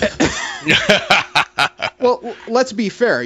Technically, now that it's 9 issues, Marvel Secret Wars is just over halfway over, and it's interesting. A lot of people were complaining that issue 5 was almost all dialogue between Doctor Doom and the Molecule Man. However, I think that's the kind of stuff you need to understand where the world is and where it's going to go. Because it's starting to get very evident that Doom as God is starting to hit fatigue. He's not going to be able to hold this together much longer. So it's a curiosity. I'm really looking forward to how this ends. God, goodness knows it couldn't get much worse for the Marvel Universe. I was surprised to find out that as part of All New, All Different Marvel, the Scarlet Witch is getting her own series. Really? Yeah, it's going to be written by James Robinson. And he said, quote, if you ask most people to describe the personality of any of the main Marvel heroes, any of them, Captain America, the Vision, Hawkeye, the Wasp, fans of those characters can give you, oh, he's this or that, he's this or that. She-Hulk, Star Fox, you name it, no matter how obscure you go, you can describe them. People can describe the personality of D-Man, for God's sakes. But when you get to Wanda, well, what is her personality? She's kind of aloof and quiet. And to a lot of people, her personality is her backstory, who she is as a person. It's all about her backstory. There's nothing current about her. Nothing about her as a human being, as a woman, living in the world, interacting in the world. And I think now that her father's no longer Magneto, I think that's the perfect time to showcase her as an independent character, as a witch. Give her adventures that are unique to her, that only could be adventures that she would have, unquote. I like the sound of that, actually. He's actually put a lot more thought, I think, into this character that's been given in the last couple decades. Because he's right, the Scarlet Witch has had no spotlight of her own since I've been reading comics, really. Even as part of the team book, she's been buried as one of the, second-tier characters of the Avengers. Although, the idea of putting her adventures as so specific might also limit the potential guest stars. Yeah. Well, I don't know. I mean, it depends on if you want to have those potential people showing up calm and in control, or, freaking out going, this is what you deal with on a daily basis? Well, let's see. He actually expands a little bit because in this series, supposedly the Scarlet Witch will go out to save witches like herself and the broader thing that ties them together, which is witchcraft. Robinson goes on to say, quote, she wants to fix it because it's important to her as a witch, but she also needs to discover how it was broken, and if someone broke it, who that was. Also, she suffered from periods of mental instability. No kidding. Yeah. And she wants to know if that's something that she needs to treat herself with the established ways that you treat mental illness, or if the practice of witchcraft is affecting her mentality as well. She has a personal stake as well as a sense of wanting to fix in the big picture. I've been talking to Jason Aaron about making sure that she isn't just a female Doctor Strange. There are differences between her and Doctor Strange, so her magic is different. I'm really making a point of stressing that there is a female energy that connects with a certain kind of magic. As a sort of shorthand, I'm calling it witchcraft, but there are literally areas of dimensions that she can go to that Doctor Strange wouldn't be able to go to because he's a man, unquote. I was also asking a couple of questions because one of the last times we saw the Scarlet Witch, before she went all batshit crazy and everything, she killed her longtime mentor, Agatha Harkness, who was a longtime teacher of her and a sorceress in her own right in the Marvel Universe. Mm-hmm. It turns out Agatha Harkness is in this book as her sort of spiritual Alfred. The ghost of Agatha Harkness will be following her around. That's a possible reason why she's gone batshit crazy. Yeah. Man, Robinson had more to say. Quote, I'm going to give her her own villains, her own supporting cast, and her own place in the world. She's realized that as much as there's a part of her that will always be an Avenger, she's been sort of living under that umbrella for so long, it's become her identity. And she wants her own place in the world, unquote. Okay. Yeah, he's put a ton more thought than most writers put into this shit. Now, another tentpole that Marvel has recently raised, and in that I mean the Guardians of the Galaxy. Who would think a bunch of B-level cosmic heroes would turn to one of the big superstars of Marvel books? They're getting a new series to go along with the regular Guardians of the Galaxy series. Uh-huh. This one's being called Guardians of Infinity. Oh, boy. Yeah, there's going to be 3 different generations of Guardians coming together in this story, including one that's never been seen before. Would you like the synopsis as to this series? Sure. There's no release date on it that I know of as of yet, so I'm going to guess this is coming out in either October or December to coincide with Secret Wars. Quote, defending the galaxy is a good gig, but Drax isn't thrilled with the combat hours, not enough of them. And Rocket isn't thrilled with the compensation, not enough of it. They're off on an adventure to supplement both, and Groot is happy to come along. But instead of the perks they want, they're about to get more trouble than they can handle. Good thing the Guardians 3000 are in hand to help. But what about the Guardians 1000? Also in this 1,000. issue... Yep. Also in this issue, Latour and Chung tell a one-off story of Ben Grimm and Rocket Raccoon stuck on a planet where culture is based on Earth-style professional wrestling, but the stakes are life and death. This ain't kayfabe, brother. Unquote. Wow. I think Ben's going to feel right at home there. Actually, he'd probably feel utterly not at home there. He doesn't like interacting with people in general. But the art of this first issue for Guardians of Infinity is being done by one of my favorite artists of all time.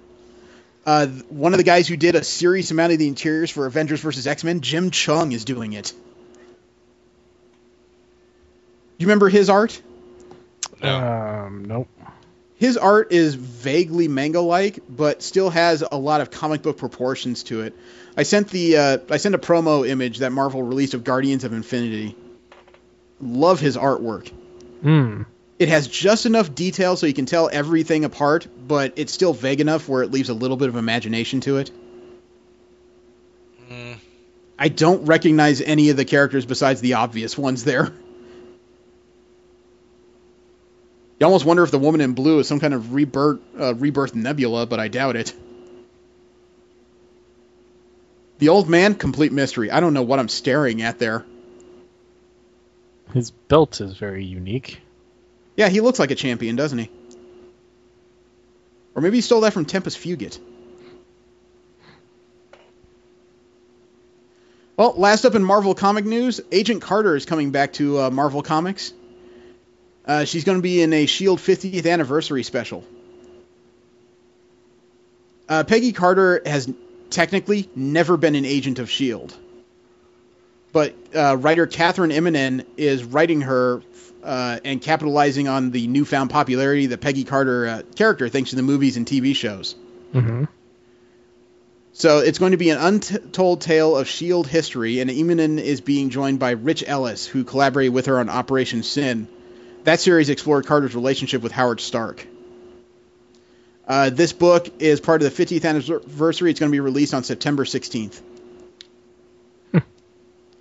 So a new Peggy Carter story is coming. From there, we'll move into DC comic news. And first off, the president of DC Comics, Diane Nelson, has apparently expanded her purview. Warner Brothers itself promoted Diane Nelson to control of Warner Brothers consumer products, which includes DC. She will have new responsibilities while continuing as president of DC Entertainment and chief content officer for Warner Brothers Interactive Entertainment. God, that's a lot to juggle. According to Kevin Sugihara, Warner Brothers CEO and chairman, quote, with more and more of our consumer products business being directly driven by DC characters and storylines, a closer alignment of the divisions makes a lot of sense for us. Diane's background, which includes a great balance of business, creative, and marketing, will help us bring fans exciting news and ways to enjoy all of Warner Brothers' great entertainment properties through wide-reaching, innovative customer products and experiences, unquote. Yeah, I don't know. That sounds like a lot for one person. I almost expect a team of people to handle those. Or just keep the divisions separate, but have the three CEOs in the same office so they can at least coordinate properly. Wow. I wish her luck. That sounds complicated. Yeah. But that kind of goes against something we've heard recently when it comes to DC Comics via James Whitbrook and IO9. According to the story he's written, DC Comics wants to stop Batgirling. And no, that doesn't mean they're going to shoot that doesn't mean they're going to shoot Barbara Gordon again, so calm down. What Batgirling is what DC Comics apparently refers to when they try to get experimentative when they're comic books. You know, the recent experiment with changing the writing on Batgirl so that she's very well separated from the rest of the Bat books is turned into a critical and commercial success. They've apparently been trying to apply that formula to a few more of their comics. Remember the DCU campaign where they've switched up a lot of their major heroes? You know, Superman is depowered, Batman is Jim Gordon, you know, Wonder Woman is a demigod and ruler of Themyscira, stuff like that. Right. They're going to slow down and possibly reverse that campaign. Over last year's revenue to this year, it turns out DC Comics is down $2 million. Damn. That doesn't mean they took in that doesn't mean they lost money. It just means they took in significantly less profit than they did in the prior year. And in response, the DC editors are apparently telling their creators to stop experimenting so much with their comic books. But, okay.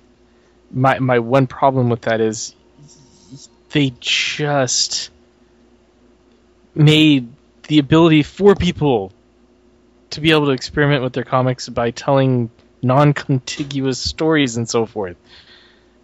I know. Do they even know what the fuck their plan is?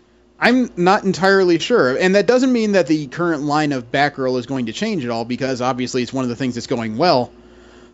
But it does seem like they're getting ready to move back to the point where Clark Kent is Jesus, you know, Bruce Wayne is Batman, and a lot of other things will shift back to points that people are very familiar with.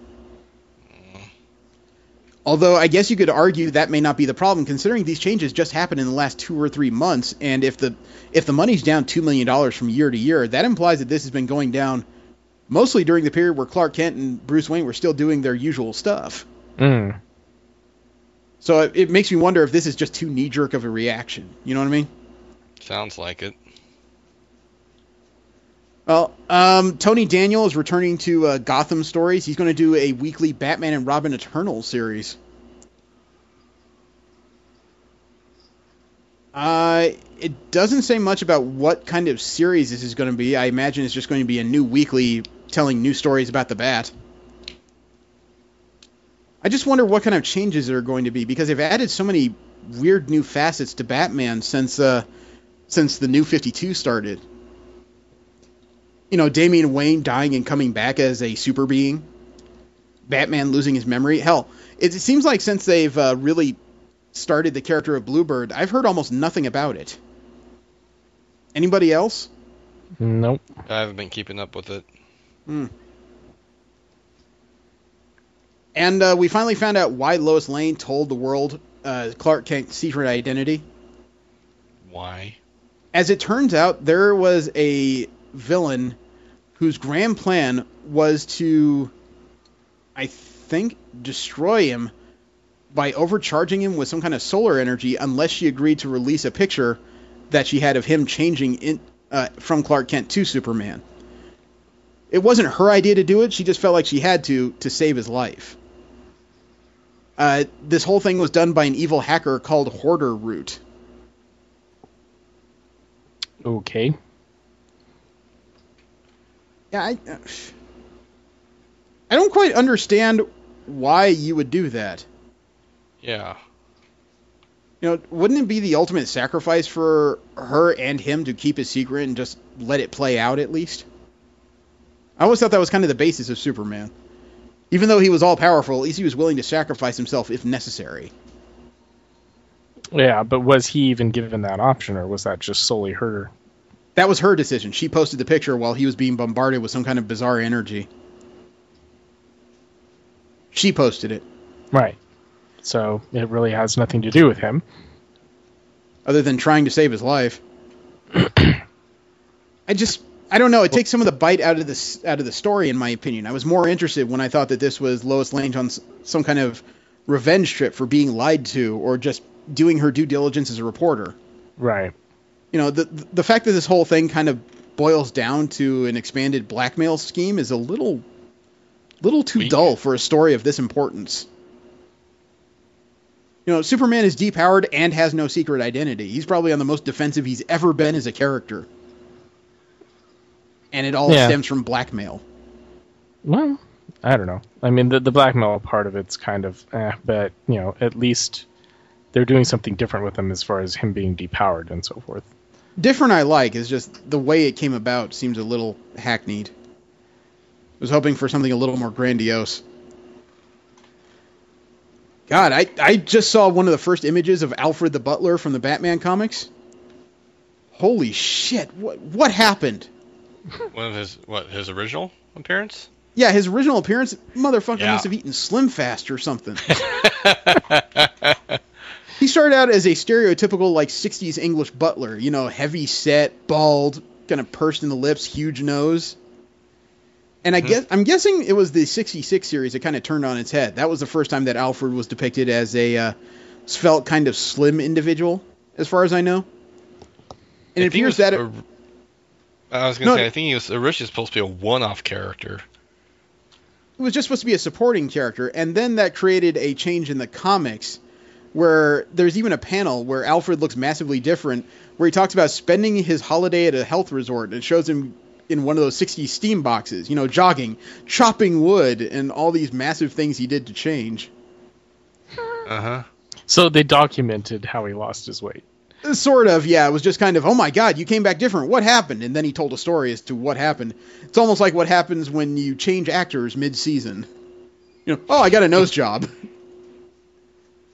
Here's an image of what Alfred used to look like in his original iteration, and you would not recognize him as Alfred. You think Mr. Belvedere had come back. And he's too big for Belvedere. No, Belvedere was a fat man. Yeah.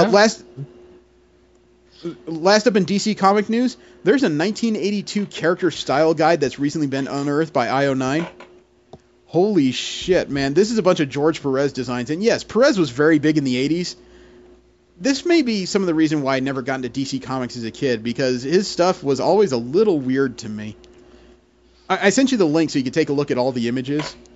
The first one of the character designs of Wonder Woman in various phases, she looks really happy.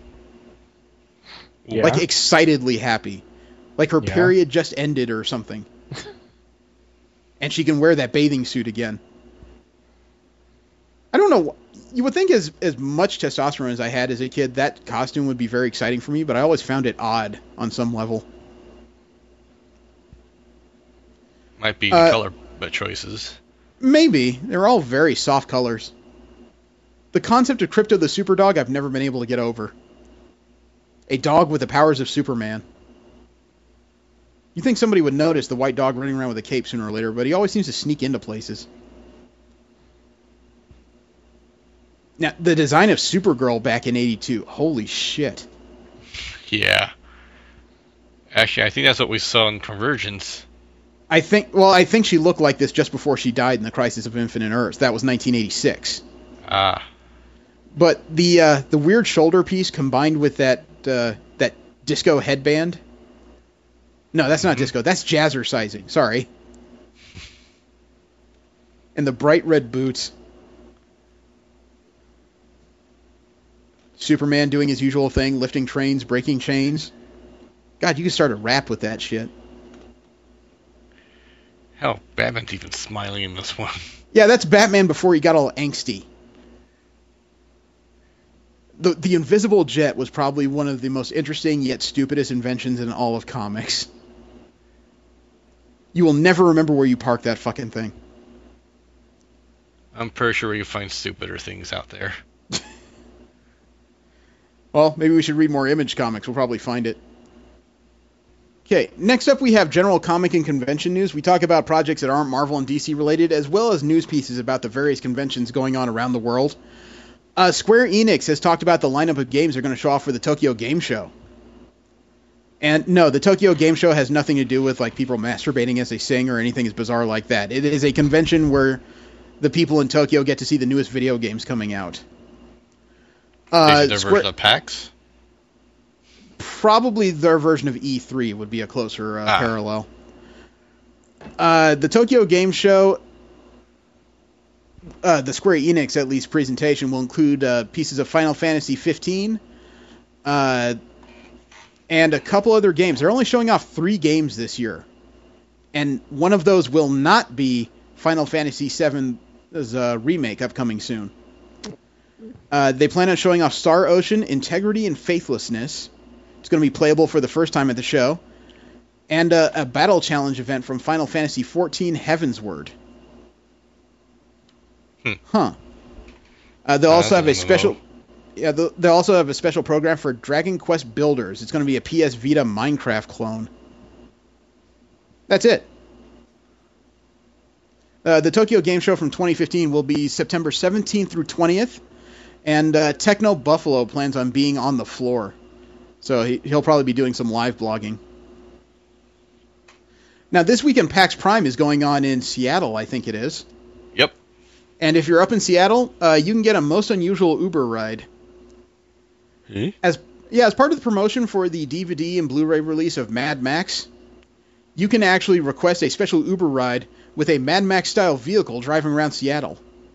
Huh. There's an image on Twitter of several vehicles. It looks like modified dune buggies, Jeep Wranglers, a Pontiac Trans Am. Almost looks like a modified Thunderbird of some sort. Something that looks like an El Camino and a jacked-up cab. Well, just make sure to stay away from the forest fire. You kidding? All that means is that the cars may finally look like the reputations of the drivers.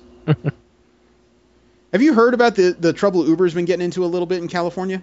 As far as their billing practices? No, as far as their background check systems. It's actually missing that some of their drivers have had convictions for drug offenses, rapes, and murders. Wow. Wow, yeah, that's pretty big. Yeah.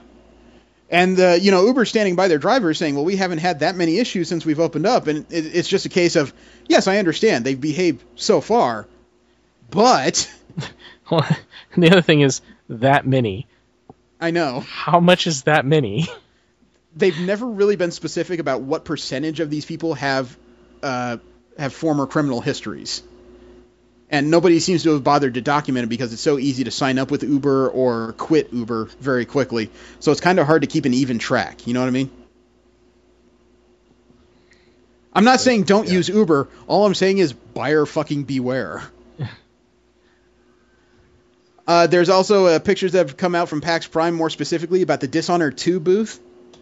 Shit, man. PAX looks like it's got stuff to rival E3 as far as its presentation. The Dishonored booth is gorgeous.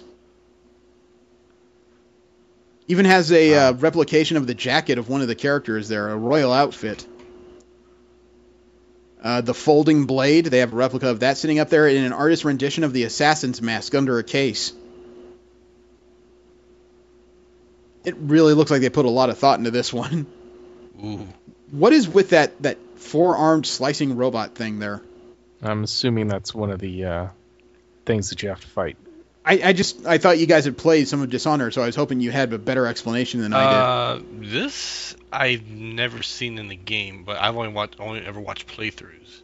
Oh, This might okay. be something for Dishonored 2, actually. Yeah. It is. This is a Dishonored 2 booth. I mean, it's PAX Prime now. It's going on now. Yeah. So- No, this thing doesn't exist in the first game, so I can't tell you anything. Okay. Well, I'm actually scheduled to go to Long Beach Comic-Con on September 12th and 13th in Long Beach, California at the Convention Center. I'm kind of looking forward to it, but they also announced this week they have programming specifically geared towards family and kids. Nice. Really? Yeah, they're actually having an Adventures in Voice Acting panel with Jessica DeChico and Eric Bauza. And families can get crash courses in voice acting. They're going to be performing select scenes from Adventure Time, Gravity Falls, Uncle Grandpa, and Teenage Mutant Ninja Turtles live on stage. Huh. And they'll be casting people from the audience to read alongside with them. That's going to go on Saturday from 2:30 to 3:30. Wish I was going. There's also going to be a Yeah. panel on learning how to draw your favorite animated characters with Peter Paul. He'll teach you how to draw animated characters like Toothless and other dragons from How to Train Your Dragon, or animated characters from other shows. This guy has worked on Tinkerbell, Winnie the Pooh, Alvin and the Chipmunks, Lilo and Stitch, Phineas and Ferb, Curious George, Mulan, Space Jam, and more. Damn. They're also doing a panel for Monster Elementary. You get to join the team behind an award-winning all-ages graphic novel series for a discussion about the future of their monsters and their experience with Kickstarter. They've been successfully funded twice via Kickstarter. Wow. They're having a panel on Mouse Guard with the panelist David Peterson. He's going to delve into the history of Mouse Guard and the details on the success of the book.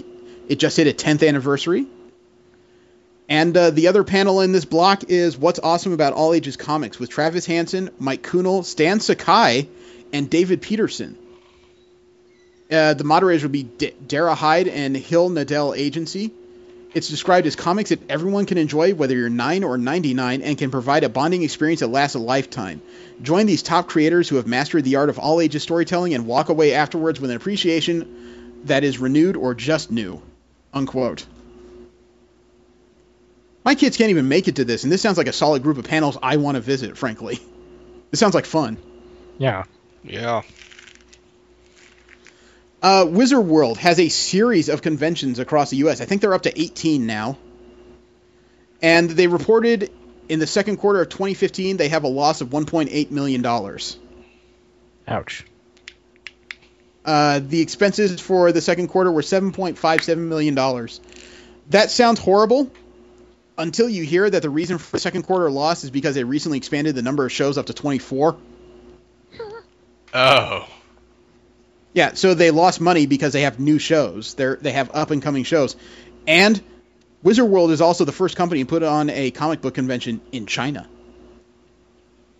Huh. They did experience overwhelming demand for their first Comic-Con in China, but it wasn't as successful as anticipated due to extraordinary circumstances and venue changes.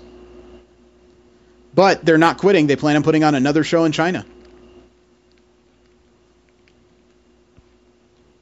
So, yeah, they've had a couple of quarters of loss. The first quarter 2015 report noted a loss of $2.78 million, or no, $980,000. So the first half of this year, they've lost $2.78 million. That sounds horrible until you realize they're putting on 24 shows. If that's all they lost across 24 shows, that's not fucking bad. Yeah. Yeah. And Wizard World is not like most convention companies. They're not a non-profit agency, which means they probably had a store of money going into it.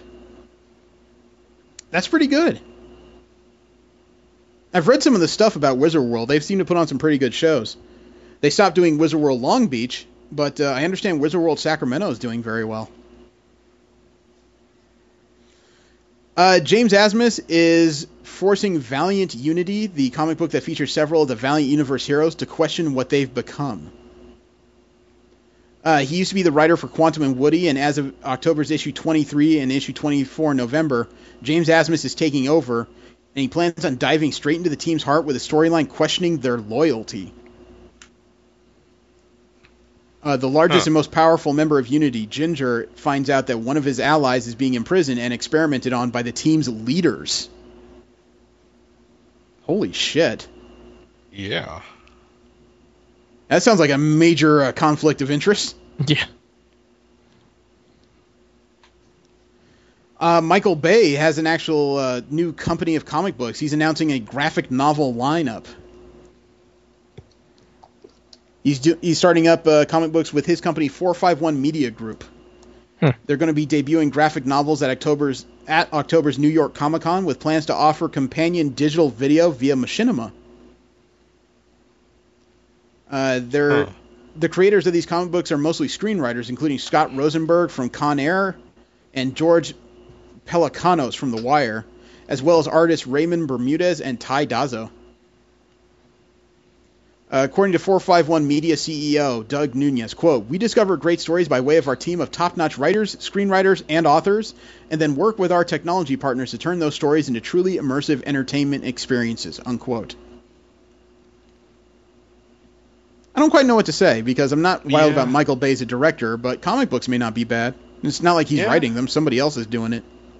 I like the idea of trying to propose her, but yeah, Michael Bay needs to be something a bit more lacking. Yeah. Well, Garth Ennis is getting back into another series. He's it looks like he's rebooting the Blood heroine Jennifer Blood. The first full issue is that character. Well, the first full issue of Jennifer Blood Born Again is already on Newsarama. You can read it digitally to decide if you like it. It's being put out by Dynamite Studios. And according to the synopsis, quote, "The streets of La La Land run red when Jennifer Blood returns to declare a new war on the mobs. Or does she? As a low-level hood plots to leverage her in a bid to take over the Los Angeles underworld, her war attracts some very dangerous attention and unexpectedly sets a lethal international chain of events into motion. A deadly new direction from writer Stephen Grant, the acclaimed writer of The Punisher, and creator of Two Guns. This volume collects a complete 5-issue series by Stephen Grant and Cuber Ball, along with all the covers by Stefan Segovia and the original script to issue number 1, unquote. Sounds like, I think Jennifer Blood, by description, sounds like a very Punisher-esque character, you know, looking to really take it to the mob, and it doesn't appear to have anything to do with superpowers. Mm. It also looks like she was in a mental institution for a little while. I guess it would go to figure. You would have to be one hell of a sadist to be able to pull that off. I have a list. 10 of the most maddening delays in comic book history. This came up because of the delay of Secret Wars. Okay. Adding issue 9 to it. Mm-hmm. So now they, let me see, James Whitbrook of IO9 put together a list of the 10 most maddening delays in comics history. 10 series that have been delayed for reasons that are just beyond some people. And the first one is one I've heard about in whispers, but I didn't know was an actual project. Gennady Tartakovsky's Cage. The guy who created Johnny Bravo and the Powerpuff Girls? Right. He was planning on doing a Luke Cage series back in 2007. You didn't do Johnny Bravo. Huh? You didn't do Johnny Bravo. I'm pretty sure he created it. No, he didn't. You're thinking of Samurai Jack. No, I'm not thinking of Samurai Jack. I was actually thinking of Johnny Bravo. Yeah, he's designed several series. Yeah, but I don't think Bravo was one of them. I'm pretty sure it was. Van Partible did Johnny Bravo. Okay. Oh, okay. But yeah, Tartakovsky did do quite a few of those. Yeah, he did. He did Dexter's Lab. Yeah. Yeah.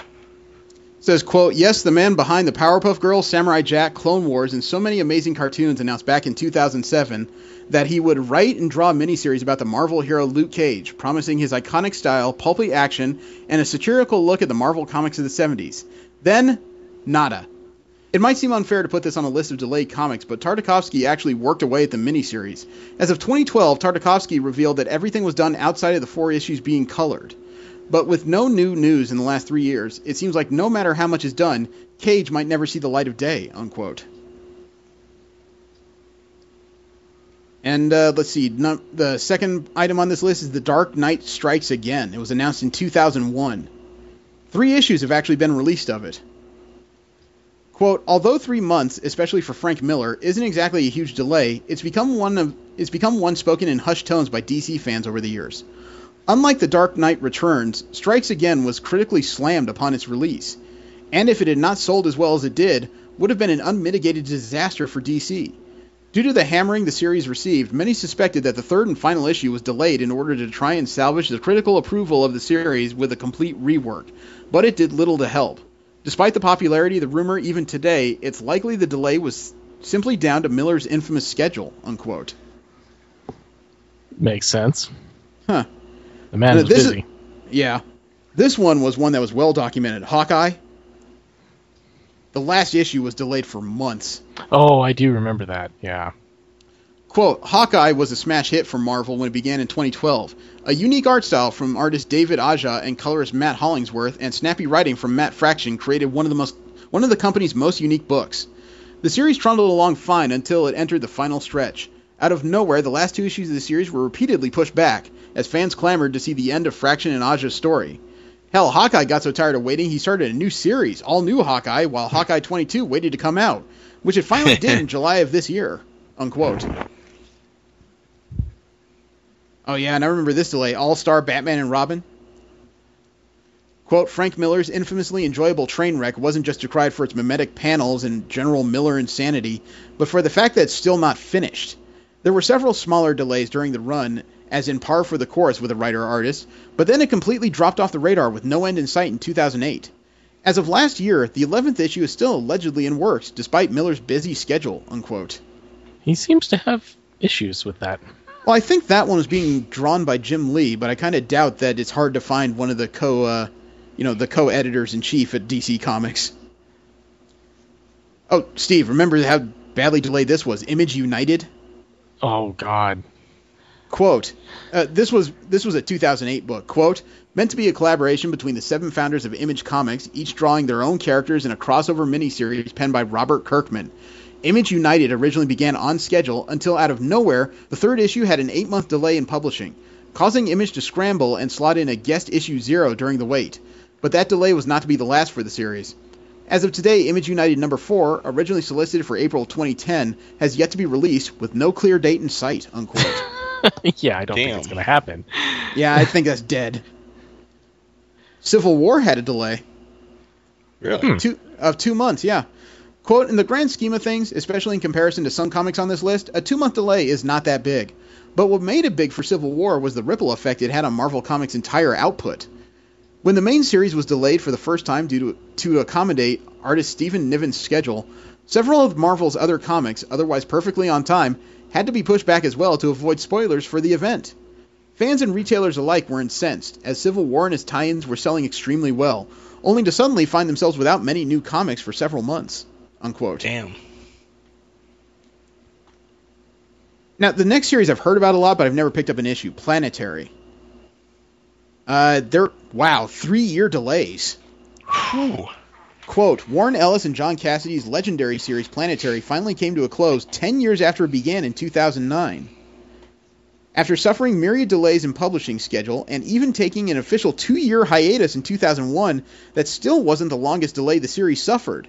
Fans had to wait just over 3 years to the day to get the final issue, unquote. Good Lord. Wow. Let me see. The next item on this list of the longest delays in comics, according to IO9 and James Whitbrook, Spider-Man and Black Cat, The Evil That Men Do. There were 3 year and 3 month delays. This is a 2002 series. Quote, just as Spider-Man was exploding on the big screen thanks to Sam Raimi, Marvel released the first issue of a new miniseries by Kevin Smith, designed to usher in the writer's tenure on Amazing Spider-Man. But instead, out of nowhere, the miniseries took an unplanned break for 3 years before Smith finally scripted the rest of the series, after much criticism from fans. At the same time, Smith also began a new miniseries called Daredevil/Bullseye, The Target for Marvel, which, as of today, still remains unfinished after the release of a single issue, unquote. I wonder whose fault that is. Kevin Smith is usually a very busy person. Let's see. Second to last on this list is Sandman Overture. This is a 2013 book. Quote, Neil Gaiman's hotly anticipated return to the Sandman saga at Vertigo was originally meant to be a bi-monthly series with the artist J.H. Williams III. But Gaiman went on lengthy book tours during the writing process that left little time to work on the scripts, pushing the delays between issues further and further. With the final issue due to come out next month, no issue of Overture has stuck to its bi-monthly schedule, each fluttering between 4 and 5 month gaps at a time. Gaiman released an apology during the delay between the second and third issues when the series officially moved over to an irregular schedule, unquote. Huh. And last on this list is a series that actually just started coming out, Captain America White. It was announced in 2008. Quote, Captain America White was originally part of a thematic color series by Jeff Loeb and Tim Sale, which looked at the early formative years of heroes like Spider-Man, Daredevil, and the Hulk. The Captain America miniseries received a prequel issue in September 2008, but then promptly dropped off schedules altogether.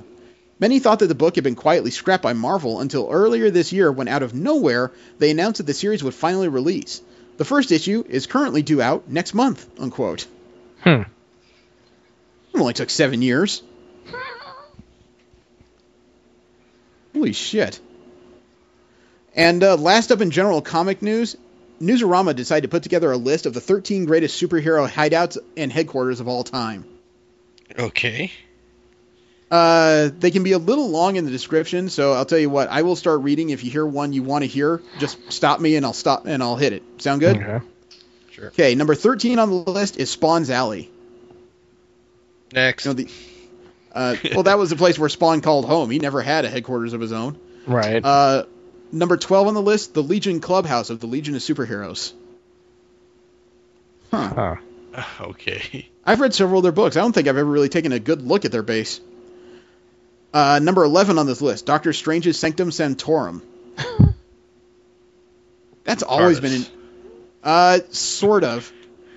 Except it bridges dimensions. I mean, you could go anywhere in this place without trying. Let's see. Item number 10, the SHIELD Helicarrier. That was kind of cool. Yeah, a flying aircraft carrier is always a good place to put a base. Quote, the SHIELD Helicarrier is unique in the fact that it could be considered a vehicle as well as a base. But this mobile headquarters is less about getting from point A to point B and more about ensuring that the agents of SHIELD have a nigh-invulnerable platform to arrive wherever they are needed the world over. So is that why they crash so often? Of course, that 9 vulnerability has been put to the test plenty of times over the years. Okay, told the future. With the image of an exploding or crashing helicarrier being a universal symbol of big trouble in the Marvel Universe. It's that image that capped off, pardon the pun, Captain America the Winter Soldier, allowing the helicarrier to make a triumphant return in the Avengers Age of Ultron, unquote. Let's see. Item number 9, Avengers Tower. Mm-hmm. That's a relatively new thing. It hasn't been a tower until the new Avengers, which was 2003, I think. Yeah, their headquarters originally was a mansion, wasn't it? Right, Avengers Mansion. Yep. Item number 8, Meanwhile, at the Hall of Justice. I like the Watchtower more. Item number 7, Titan's Tower. That giant T. Yeah. Yeah. I have never really understood that. Quote, while the original Teen Titans didn't dwell in the iconic T-shaped Titans Tower when it was introduced in New Teen Titans, it quickly became a lasting symbol of the team. Built by Cyborg's father, Silas Stone, the original Titans Tower was a technological masterpiece, serving as both the team's headquarters and its home away from home. While characters like Dick Grayson and Wally West would often leave the tower behind to return to their respective cities, other key members such as Cyborg, Raven, and Starfire called the tower home year-round. Though subsequent incarnations of the tower have differed in origin and in which characters populate the base, it has always maintained its iconic T-shape, serving as a symbol of everything the Titans stand for, unquote. That I wasn't aware of. Item number 6 on this list is The School, the Xavier Mansion. Oh, yes. Oh, yeah. Keep going, I assume? Yeah. We know quite familiar with that one. Okay. Item number 5 on this list, the Baxter Building. That would stand. They were a relatively advanced headquarters. They had a lot of tech in it and a lot of defensive measures. That is a good place to live. I mean, ask Peter Parker. He bought the damn thing. Right. Yeah, let's see what you can do to improve upon it. Yeah. Instead of negative zone traps, there will be spider webs everywhere. Item number 4, the JLA satellite. Watchtower. Okay. They just call it the satellite. Quote, the iconic JLA satellite is more than a mere headquarters for the world's greatest superheroes. It's a symbol of an entire era of Justice League comic books. The Satellite League, as the team that existed from the late 60s to the early 80s was called, was comprised of the greatest heroes of the DC Universe, from Superman, Wonder Woman, and Batman, to mainstays such as the Green Arrow, the Atom, Hawkman, and Zatanna. It's this era that truly defined much of what the classic Justice League was about, so it's no wonder why many subsequent versions of the League have paid homage to the Satellite HQ, from Grant Morrison's Lunar Watchtower to Justice League Unlimited's orbital version to a newly redesigned satellite in the post-Infinite Crisis relaunch, unquote. I didn't realize the satellite was that old. Neither did I. Number 3 on the list of the greatest superhero hideouts and headquarters of all time, according to Newsarama, written by George Marston. Avengers Mansion. Okay. What? You knew it was in there somewhere. Yeah. Maybe you'll like the way this reads. Quote, for years, the Avengers lived in a stately mansion at the heart of Manhattan, once owned by Tony Stark's family. When Stark helped found the team of Earth's mightiest heroes, he opened the mansion's doors and the services of its faithful caretaker Jarvis to his teammates. Over the years, the mansion has served as a permanent residence to many Avengers, including Captain America for several stints in his career. Though the mansion was destroyed several times over the years, notably when a veritable army of Masters of Evil razed it to the ground, it was always rebuilt, often better and with more amenities than before. That is, until the Scarlet Witch went bonkers and used her powerful chaos magic to kill several Avengers and level the mansion one final time during Avengers Disassembled, leading Stark to build Avengers Tower. Of course, the mansion was eventually rebuilt again, this time with Stark selling it to Luke Cage for $1 to provide his nascent Avengers squad with a home of their own, unquote. Huh. You want a funny story? Iron Fist, Danny Rand, has often said that he owns Avengers Mansion because Luke borrowed the dollar from him. He didn't have any cash on him at the time.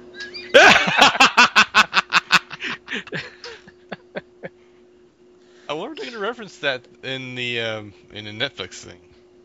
I doubt they're going to be Defenders, not Avengers, so probably never. The last 2 items on this list of the 13 greatest superhero hideouts and headquarters of all times wasn't really a debate as to which ones it would be. It was just a debate as to which order. Item number 2 on this list is the Fortress of Solitude, Superman's Arctic hideout. Yep, well, I can guess what the first one is. Yep, it's the Savage Land. Oh, it's the Batcave. Yeah. Now, usually here's where we get to Anime in Japan news, but something has just come out that I have to break in with. Wes Craven died today. Really? Yeah, the long-standing creator of a lot of horror staples died at the age of 76 after a battle with brain cancer. Wow. Yeah, he's from Ohio. He had an undergraduate degree in English and psychology from Wheaton College. Oh, who knew? The guy that knew how to scare the shit out of us knew how to get in our heads. He had a master's degree in philosophy and writing from Johns Hopkins University. Some of his films are The Hills Have Eyes, The Last House on the Left, The Serpent and the Rainbow, The People Under the Stairs, Vampire in Brooklyn, Cursed, Red Eye, and My Soul to Take. He's also been a comic book writer. He wrote for 1982 Swamp Thing movie with Adrian Barbeau and Ray Wise. Mm-hmm. Yeah, The People Under the Stairs, that was fucking creepy. Yep, so he just passed. It's amazing what happens when you're on the internet. Yeah. Going into anime in Japan news, there is a staple of anime that's getting an HD rescreening in November and December in Japan. At the theater in Shinjuku on November 21st and December 5th in Kawaguchi Skip City, Akira is going to be replayed in HD. Yeah. It's the original Katsuhiro Otomo's version. The tickets are running about $20 US or about 2,500 or 3,000 yen, depending on the theater and where you go to see it at. There may also be a third screening in Kawaguchi Skip City if there is enough demand. There's also going to be a raffle open to all attendees with the opportunity to win merchandise, figures, posters, and theater program leaflets.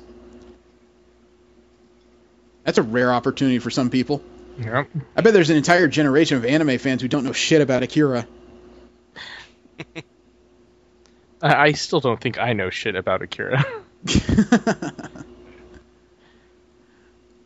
Well, the creator of Berserk has a new sci-fi manga coming out, Gigantomaxia. It's set 100 million years after the Great Destruction. Life hangs on in the wastelands with humans, demi-humans, and massive creatures fighting for survival. With the Empire of Olympus using colossal beasts to crush their adversaries, only gladiator Delos, mystic Prom, and the titan Gora can hope to stem genocide and heal the shattered Earth. It's the first work by the creator of Berserk, Kentaro Miura, in over 20 years. Wow. There's no word on whether or not there will be a U.S. release yet, although I imagine with the pedigree he has, it's probably just a matter of time. Mm-hmm. Yep. I have a trailer that I wasn't looking for, didn't expect, and kind of took me by a bit of a surprise. Cyborg 009 versus Devilman. Oh. It's a movie coming out November 11th in Japan. I take it by those responses were suitably curious? Sure. Yeah. I'm familiar with both titles. A little more with 009. Well, Devilman has been around since like the early 90s. Cyborg 009 was remade in the early 2000s, if I remember correctly. Yeah, that's what I'm familiar with. So I wasn't familiar there's a movie coming out with both, but it's coming out in just a couple months. I sent the video. Damn, dude. Loud. Yeah. Well, that's a very modern animation style for Cyborg 009. Yep. I heard talk. There's the Devilman. The Devilman was like everything about anime that the 90s knew. Dark, gritty, and bloody. Yeah. It was Cable with horns. Was that a cyborg baby? Yep.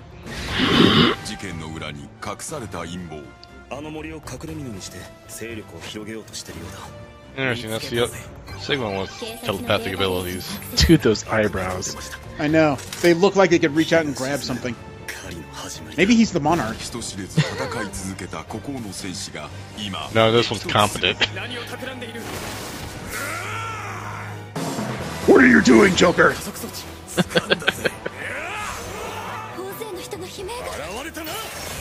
Well, I can't tell. Is this the entirety of the Cyborg Squad versus the Devilman? Yeah, I don't know. Seems like a traditional crossover where they first fight and then they start working with each other.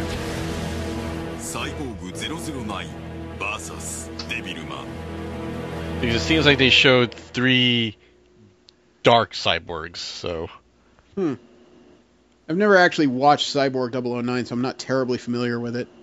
I barely remember it. All I know is like 9 people from various places on Earth were turned to cyborgs for whatever reason, and I don't know. It just got anime complicated at that point. Ah, Cyberforce. Okay. New images have come out for a new stage play based on Ghost in the Shell Arise. The only images that have come out are the actress that's going to play Major Motoko Kusanagi. And she looks pretty good in this. I'll send you a link to the page so I don't have to send you individual photos. But they're pretty good photos. Some fans have actually been in an uproar because they're complaining that out of all the Ghost in the Shell series, why did they have to do Arise?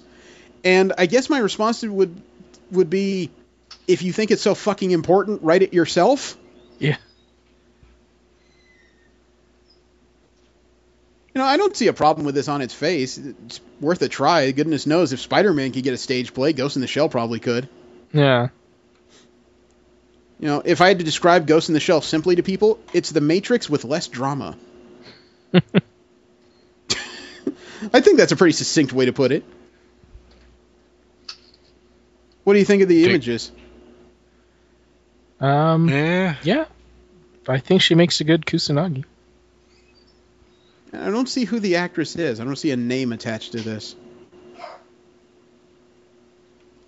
But Ghost in the Shell Arise, Ghost is Alive. It's supposed to integrate 3D videos into the show. Kaide, I don't know.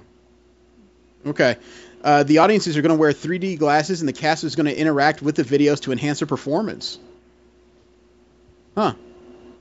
Sounds like a more complicated version of the Marvel stage play. Now, if only they'd go more than 2 months without a cancellation. A new PV video has come out regarding the latest Gundam. Gundam Taketsu no Orphans. I took a look at it, and I'm having a little trouble picking apart what the story is. All I can tell is that every time someone is piloting a giant mech in this series, they're shirtless. I'm dead serious. I looked, and I was trying to understand why that was happening. Did the heat sinks malfunction? Is everybody an Abercrombie and Fitch model? Are they just appealing to the female demographic in the worst way possible? What's happening here? Oh, I was going to say, are there any female pilots? Not a one. Well, damn. Yeah, I sent the video. There's that little ball droid thing from like every Gundam series. From the main universe. I thought there is only one universe. I think the Gundam stories are sequential. No, the ones like Wing and Fight are separate from the other ones. What about Build Fighters? I'm pretty sure that one's separate entirely.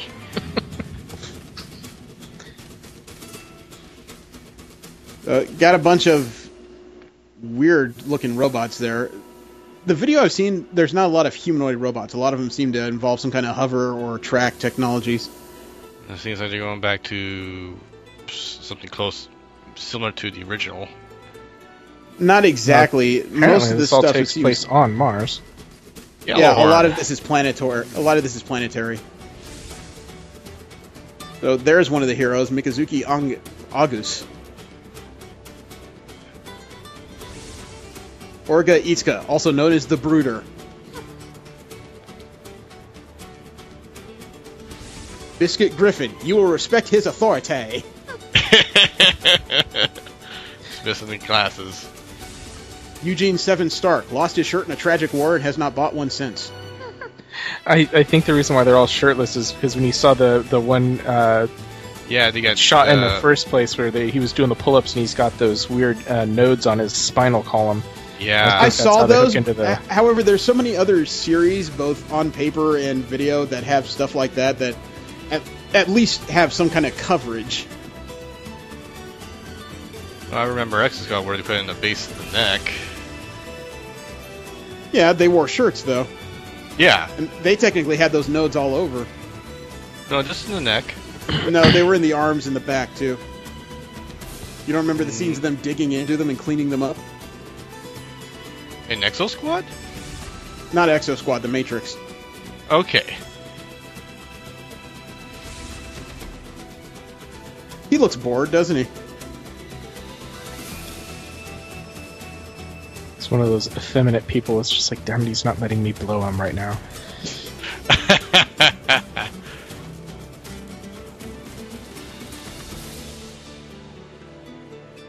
It's an amazing design where you have all these hyper advanced. Looks like there was a humanoid one.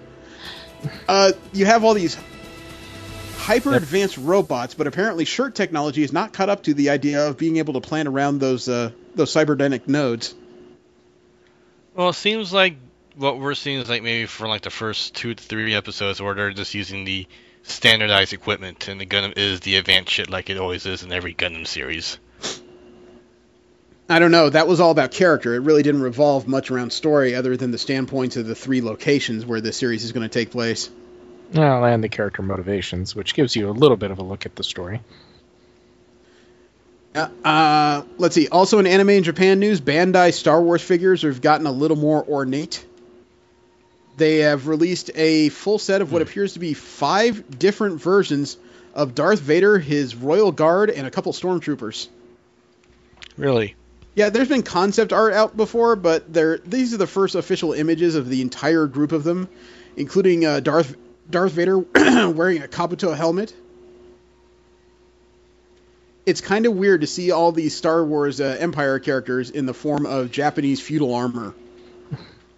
Oh, I think I saw that at Comic-Con.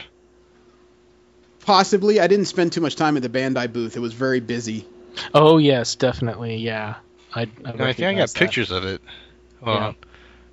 Let me that is a huge flintlock that Stormtrooper is carrying. They released an image here that shows it in scale, and holy shit. You could work out with this thing. That's how big it is. Yeah. I don't know. I like this. It works on some levels for me, not on others. I know this will be a hot commodity among fans. Have you seen the Boba Fett, though? No. He looks like he built his helmet out of a bucket. There's no other way to describe it. Boba Fett is one of the few characters that would actually work in samurai armor, but his helmet, it looks like he's got ears affixed to it, like Hindu ears. I don't know. It looks okay to me. Looks like something you take a crap in is on his head.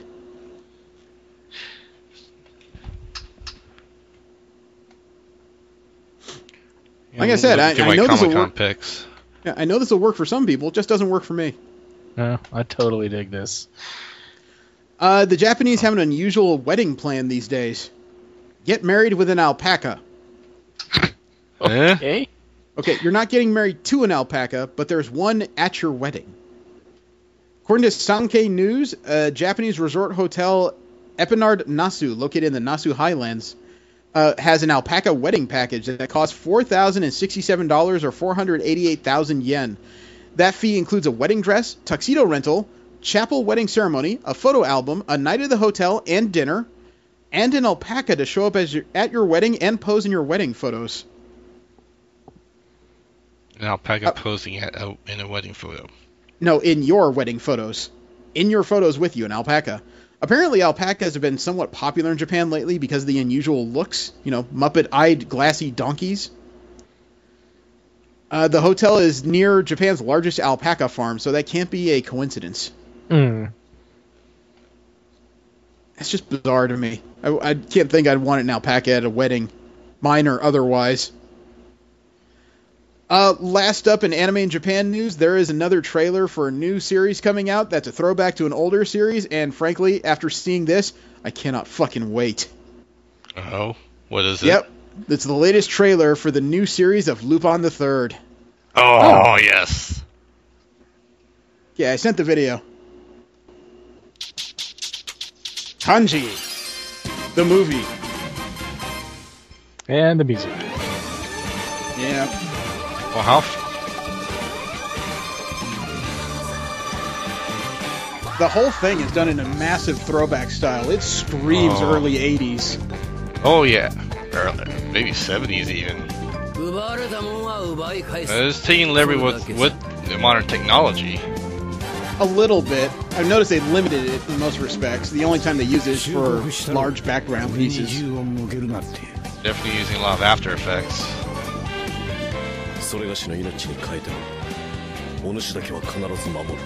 After Effects were way... I was going to say, I could never tell if Goemon was arrogant or not. He was always just weird to me. Zenigata. Yeah. Now, she's new as far as I know. Rebecca Yeah. Rossellini. It looks like she plays a major part the way the trailer shakes loose. Maybe she's an American thief? Rebecca Rossellini, No, she's probably sounds like Italian. she's Italian. Yeah. Pea shooter wire is new. You'd be really funny if that was like a sister to Lupin. Could be. Lupin always struck me as a character that's more lucky than good. Yeah. Han Solo. And Roy Fokker. So I'm looking forward to when that comes out. I don't have... God. Oh, the first episode is going to come out October 1st in Japan. It's right around the corner. Yeah. Damn. So, wow, there may actually be something I want to see on Hulu again. We'll go into nerd interest news. We'll talk about technological innovations that aren't entertainment-based, including the fact that NASA just sealed 6 people in a dome. Oh? Well, thankfully, it's nothing creepy. It's not a cask of Amontillado or anything. They sealed them in there because this is their practice for situations of living on Mars. 6 humans, an astrobiologist, a physicist, a pilot, an architect, a journalist, and a soil scientist entered a 36 by 20-foot dome located near a barren volcano in Hawaii at 3 p.m. on Friday. They're going to remain in this dome for an entire year, eating powdered cheese, living in real close quarters with each other, and slowly abandoning any sense of personal space. Oh, for 6 months? No, 12 months. It's a year. Oh, God. Which means by the time we open it in a year, there may be one survivor. However... And the walls were painted red. Yeah, however, though, this place may have a little bit of a sense of humor because there's a picture of the dome before they sealed it up. And if I'm reading this correctly, on the left side of the structure, they're all going to be living in and around. One side of it was painted up to look like the TARDIS. The exterior of the TARDIS, not the interior. Of course. But, yeah, I can't tell if this is somebody's sense of humor, if this is an official NASA project, or if somebody was just really that bored before they closed this thing up.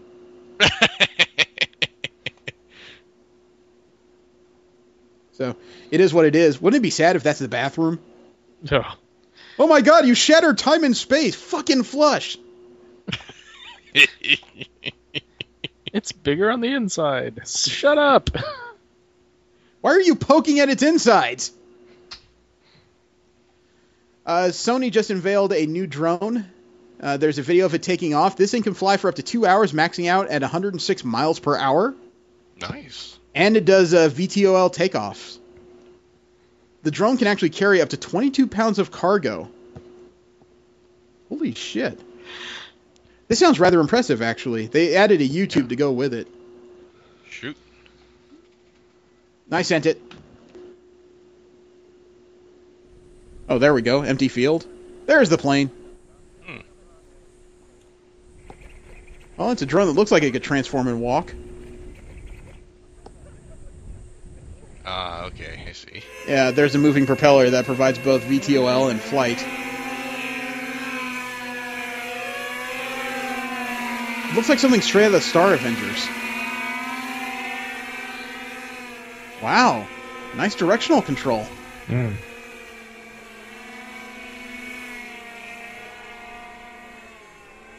You know, you can only have this I'm not test sure in it's Japan. directional control. Oh, never mind. Yeah, it's got fine directional control.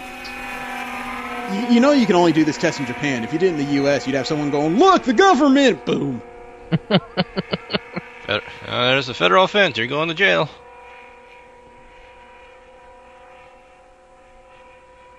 Wow, it does have a good speed to it. I'm not used to seeing drones winged like that. Most of them tend to be quadcopters. At least nowadays, anyway. That is fast.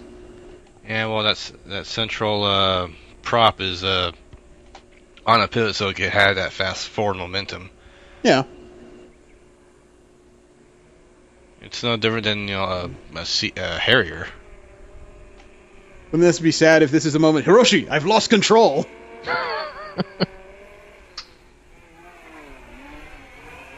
And he put the brakes on it. We are I coming know in for why a I'm landing. getting this nostalgic feeling. This is like the Ranger Wing from Rescue Rangers. Seriously. That was pretty cool. I like that. That was nifty. Mm. So that video was put up by Tech Sparrow. That was really cool. I like that. Okay, Stephen Hawking has a weird new theory on black holes. Stephen Hawking, the acclaimed astrophysicist who hasn't had use of most of his body for the time I've been alive, he said that the so-called information paradox, the conundrum that black holes appear to swallow matter, is not possible, according to the laws of quantum mechanics. At a lecture in Stockholm this week, Hawking offered words to space travelers, quote, "If you feel you are in a black hole, don't give up. There's a way out," unquote. He has a new theory that you could become permanently stuck in a two-dimensional hologram on the black hole's edge, or you bust right through into another universe. Quote, the existence of quote, the existence of alternate histories with black holes suggests this might be possible. The hole would need to be large, and if it was rotating, it might have a passage to another universe, but you couldn't come back to our universe, unquote. I'm not quite sure how to feel about that, because A, I don't feel like testing this theory, and B, I don't know what would happen if you're wrong in this particular fucking theory. It just seems to me like stay away from fucking black holes seems like the best advice here. Yeah, this doesn't sound like something I want to test. Speaking of black holes, 600 million light years away, there may be a pair of black holes spinning around each other at the core of a starburst galaxy.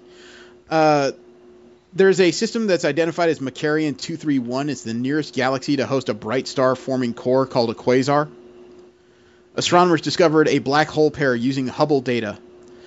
They said, quote, if only one black hole were present in the center of the quasar, the whole acceleration disk made of surrounding hot gas would glow in ultraviolet rays.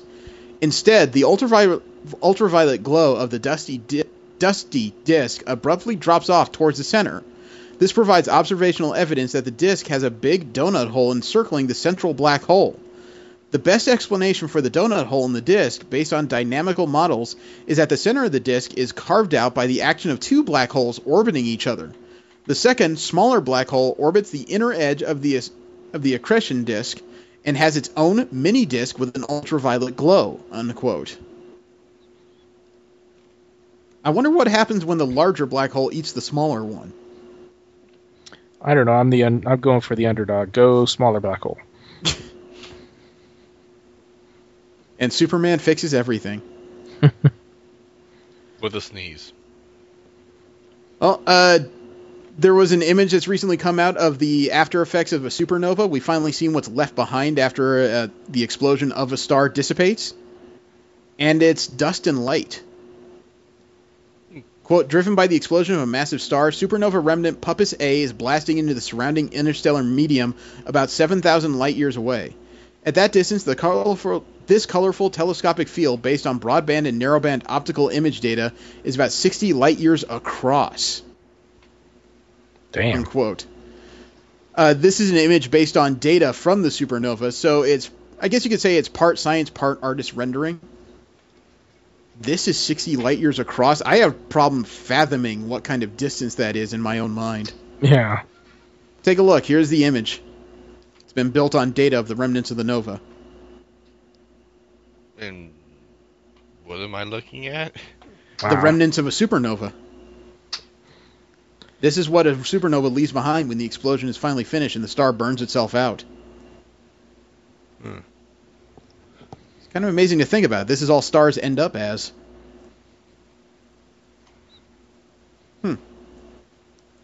Well, Amazon is testing changes to their Amazon Prime program.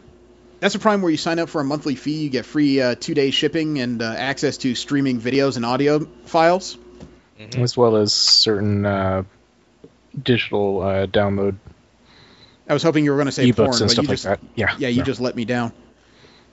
Well, they're testing out changing Prime to a regional shipping service. It would allow sellers to decide which regions they're willing to send to without charging for shipping.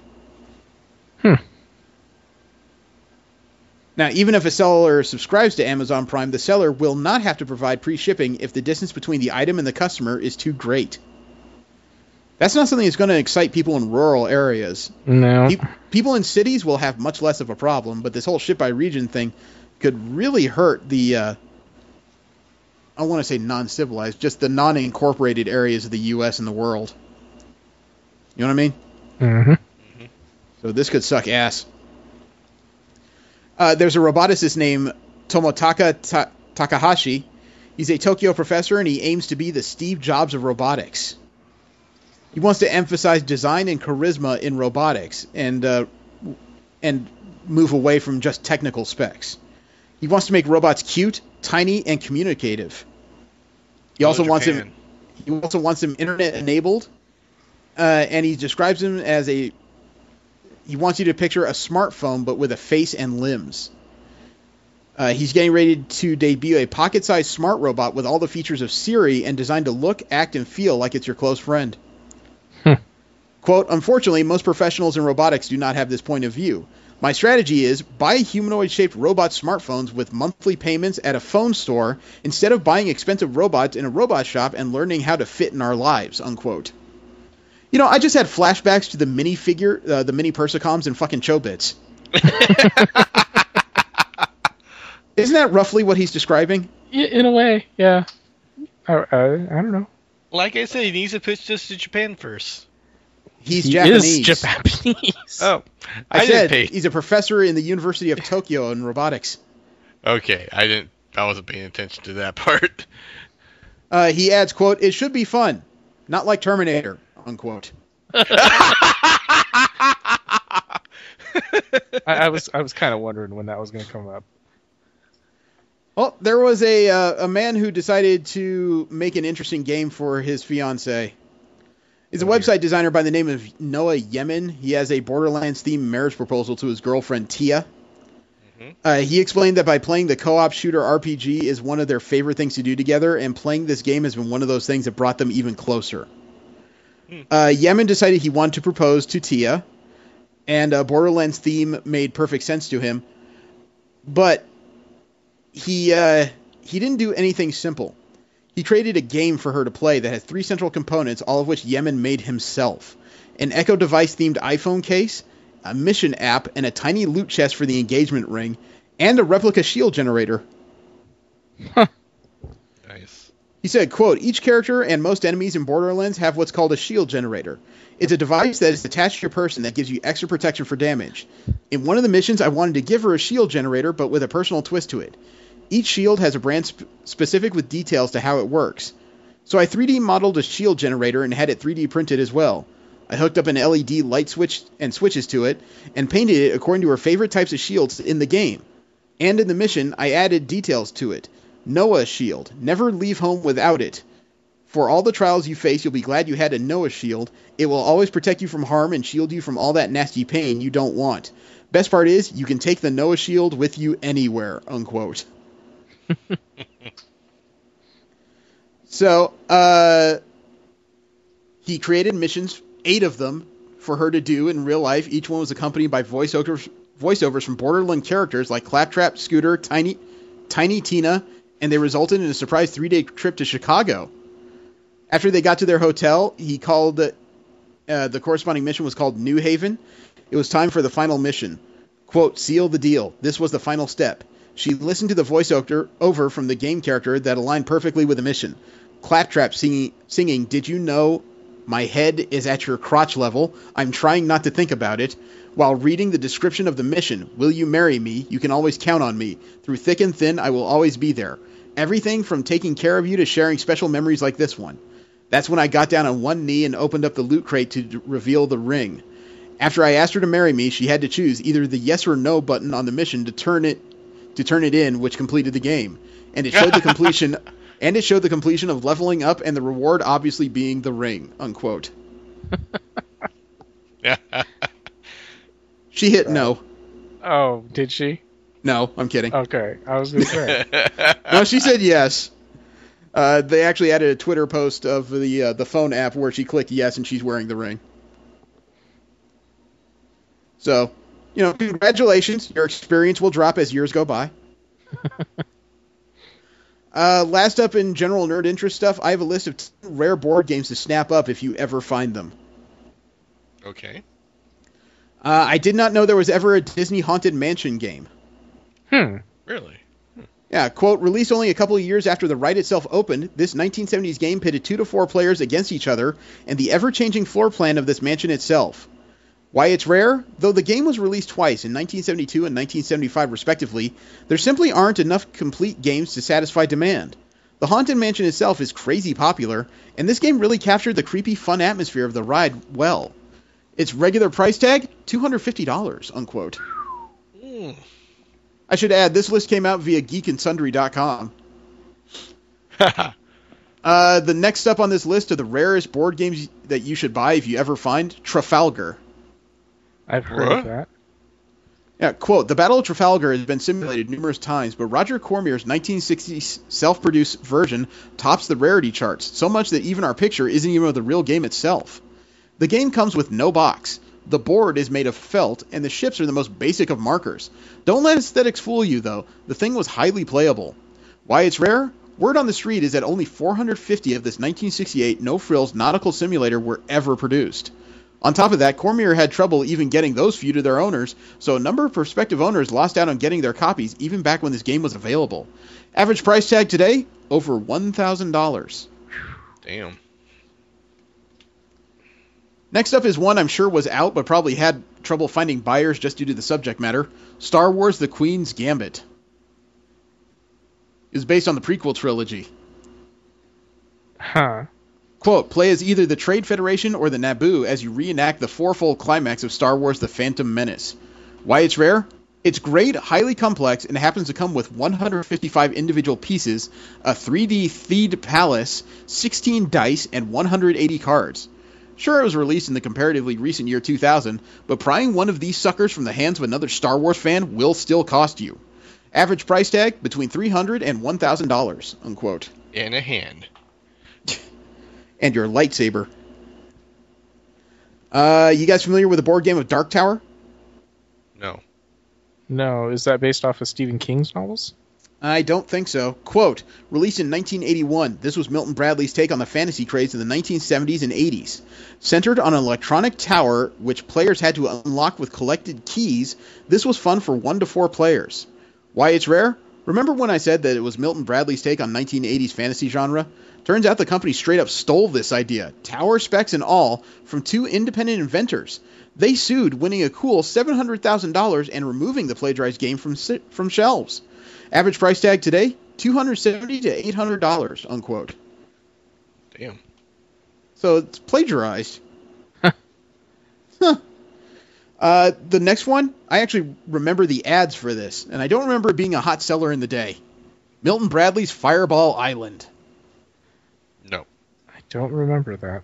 This had a gigantic mountain in the middle with this huge mouth, and you were supposed to rocket fireballs all over the place to stop your enemies from walking all over the board. Quote, since we're talking about games from the 80s, it's only fair to mention the cream of the crop. Played on a 3D board, the fun of Fireball Island is hurling its red marble fireballs at your opponents, leaving them itemless and near death in one of the island's numerous smoldering pits. Why it's rare? The game was designed for kids 7 and up, fairly often resulting in some seriously zealous fireballing. I, for instance, actually severed an arm from an opponent's piece during an overexcited assault. Average price tag today, $175 to $400, unquote. Okay, this next one is creepy, and you'll probably find it all over the American South. The Campaign for North Africa. Quote, of all the war games in existence, this one is by far the most complex. It takes 1,500 hours to complete, and you'll need 2 teams of 5 players each to do so. The rulebook comes in 3 hefty volumes for crying out loud. Why it's rare? 1,800 pieces is a lot to keep track of, and pretty much nobody really wants to sit down for a full playthrough of this sucker. Average cost today, $500, unquote. Yeah, D&D is less complicated. It's based on the campaign based on the Nazi campaign in North Africa in the 1940s. Wow. Okay, this one will probably hit closer to home for the two of you. War of the Ring Collector's Edition. Okay. As soon as the Lord of the Rings game. Quote, the most recent item on our list, this beautifully complex game came out in 2010. The collector's edition also included items from the game's expansion and a leather-bound instruction manual. Why it's rare? 2 waves of the collector's edition were produced, each limited to 1,000 units. The hand-painted game pieces alone justify the steep market for these suckers. Average price today, $1,000 to $2,500, unquote. Damn. That's a hell of a markup. Next up on this list are the rarest board games, or 10 rare board games to snap up the second you can from geekandsundry.com. Swift meets Major League Baseball. Eh? Quote, in 1957, the Swift Meatpacking Company came up with a way to encourage kids to eat their meat. If you sent away for it, the game included a playing board and 18 cardboard players. Why it's rare? Direct mail paper products from the 1950s pretty much covers it. But don't forget that collectors are also looking for sets that never had the players punched out or assembled.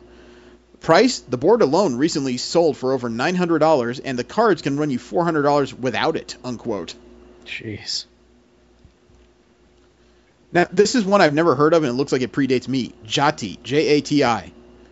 Quote, as rare games go, this one's pretty well known for being hard to get. Never officially released, it was only ever a candidate. A simple tile-placing game, Jati isn't too complex, and also reported to be only so-so as far as fun factor goes. Why it's rare? There are varying theories on how many of these were ever produced. Some say 100, while others put the number closer to 1,000. Either way, that's not a lot of supply for such a coveted game. Average price today, $400 to $500, unquote. And last on this list of 10 rare board games you should snap up immediately, Agent of Change. I am not familiar with this one. Quote, published in 1991, this is the holy grail of crayon railroad games. Designed to be historically and geographically accurate, the game shows players what it was like to be a railroad tycoon in West Virginia. Why it's rare? The game was a special edition published only for the Huffington Museum of Art in West Virginia during a specific exhibition. That's a pretty small window of opportunity. Average price was $400 in 2008, unquote. Wow. It's kind of an innovative game if you can actually show people what it's like to be a railroad tycoon.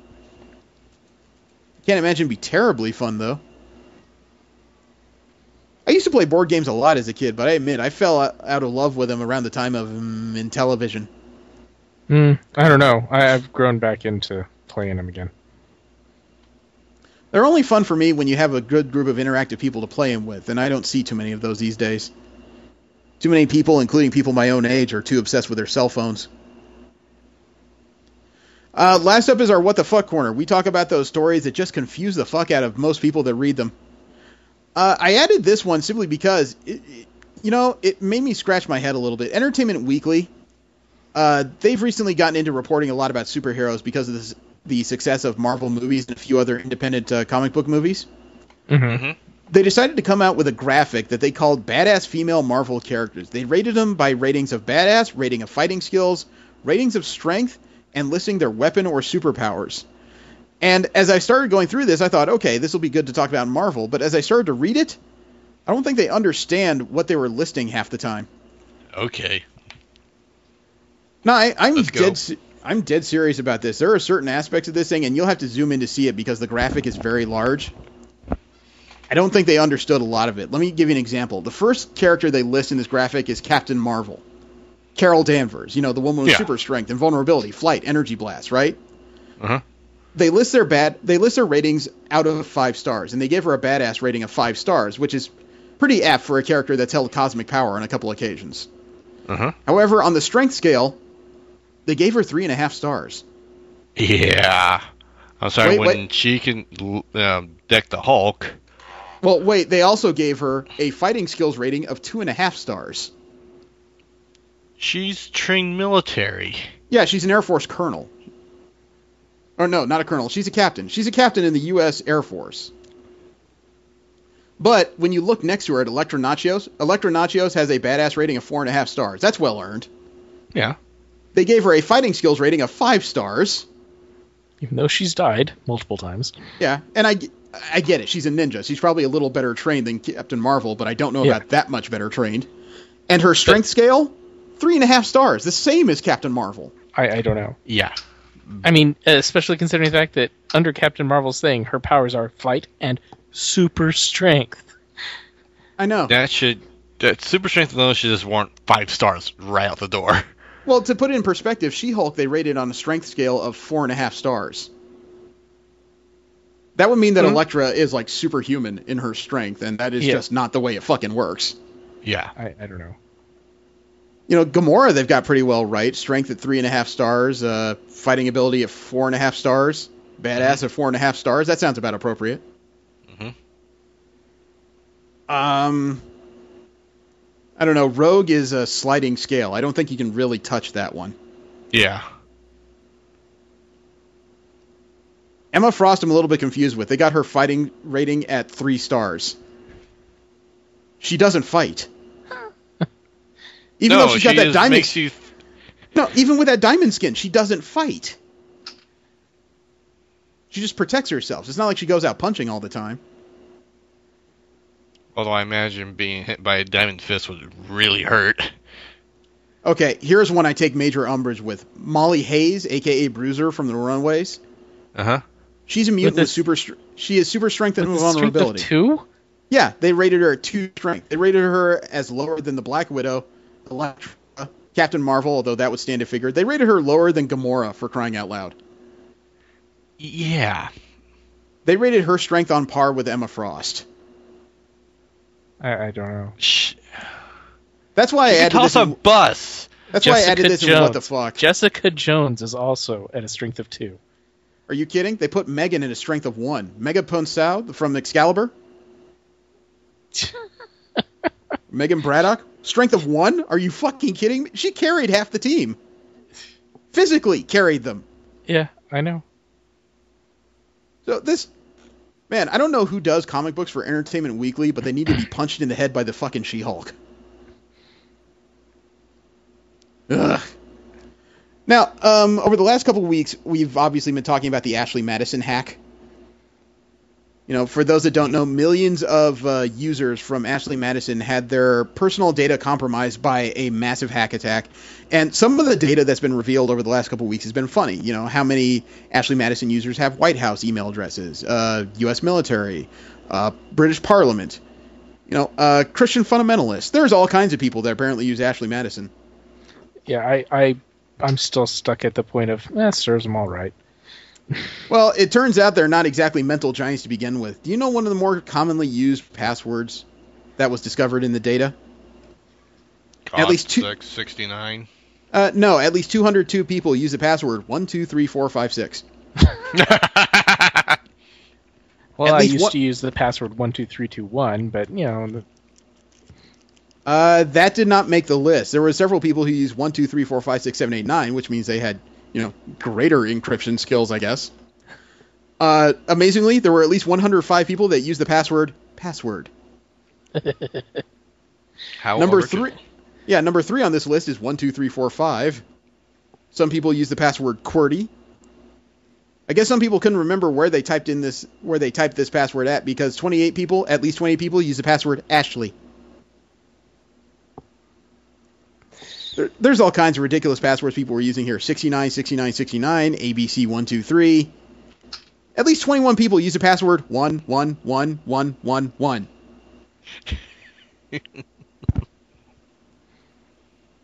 I don't know if this is fitting or not, but at least 20 people use the password fuck you, and 19 people use the password fuck me. At least 19 people use the password Superman, which means they're dreaming. I love the fact that 19 people use the password hockey. Fucking From Canadians. Canada? Yeah. But one of the more interesting things that's come out recently is the actual number of people using Ashley Madison. Ashley Madison has a user base of about 38 million people. That's just stunning, right? Mm-hmm. Have you ever seen their ads? No. The ads for Do I Ashley want Madison. to? Oh my god, it's fucking creepy. It's just a bunch of guys singing about how much they would want to have an affair, and they're all using the same fucking lyric. And you know what? It almost defies description because of how fucking weird it is. These are guys that look way too happy and engaged to have an affair. And I'm going to send it to you guys just so you have context on this creepy ass fucking website. It almost amazes me anybody used it. I sent it. It's amazing how calm he is about being an utter asshole, isn't it? Yeah. He looks so happy.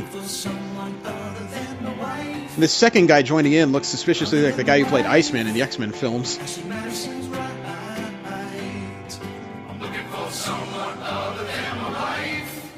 You get why when I saw this I had kind of a problem with it, you know? I swear this was made by like some... I swear... This could have been made by like someone from like Robot Chicken. You think it's a joke, but it's not. That's the official ad, I know. or at least one of them. But when you start getting into the details of the website, you start to really question that. Or actually, maybe there is some truth to that, because that whole commercial was a bunch of dudes singing, I want to have sex with someone other than my wife. Right.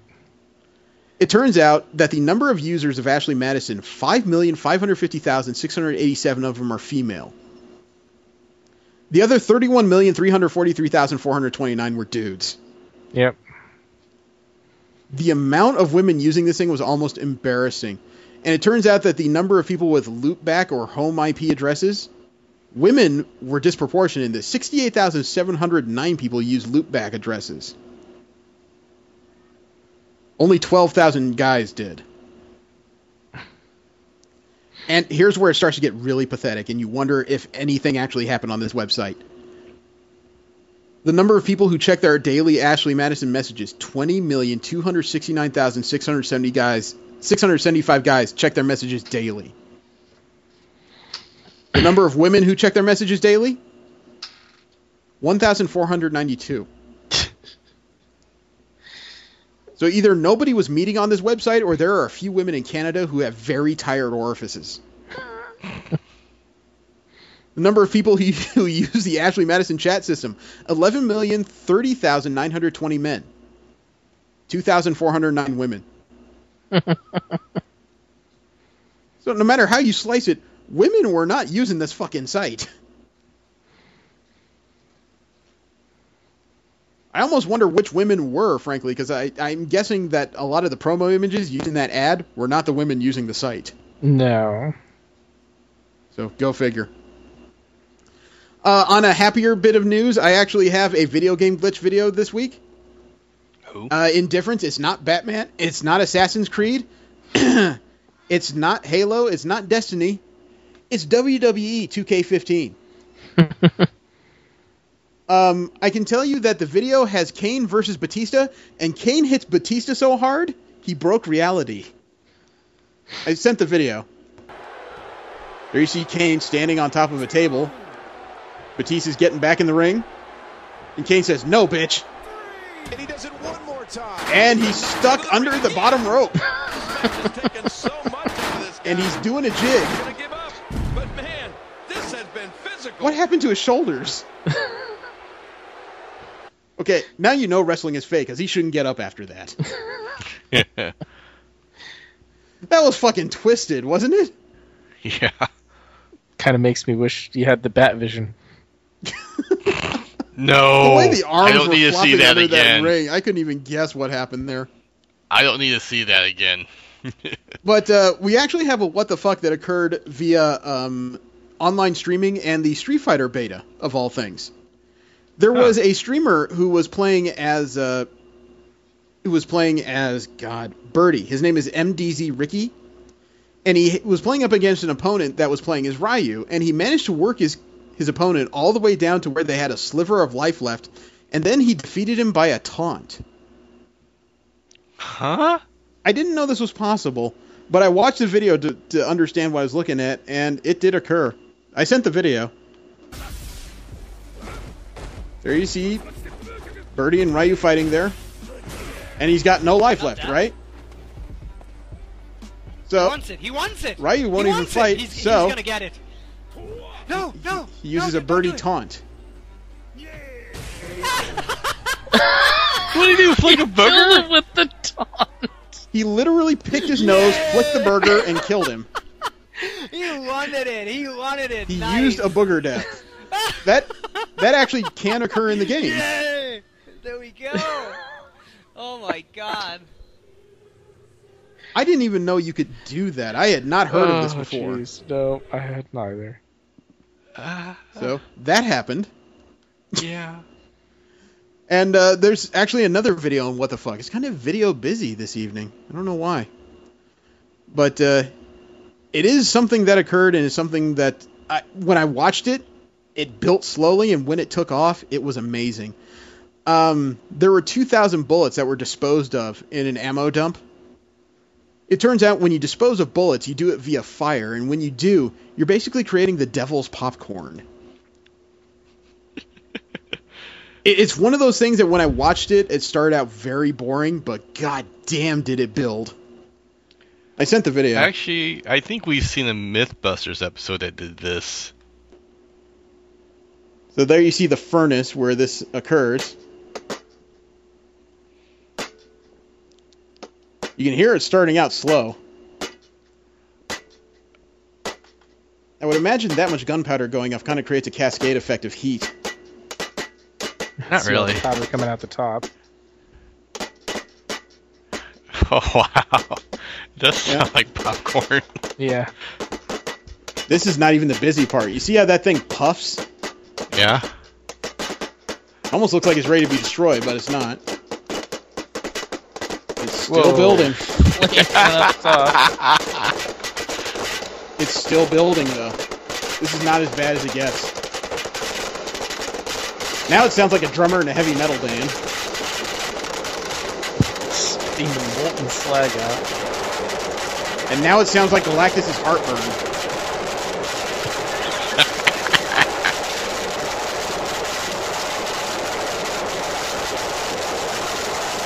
God damn. Jeez. That was one spicy meatball there.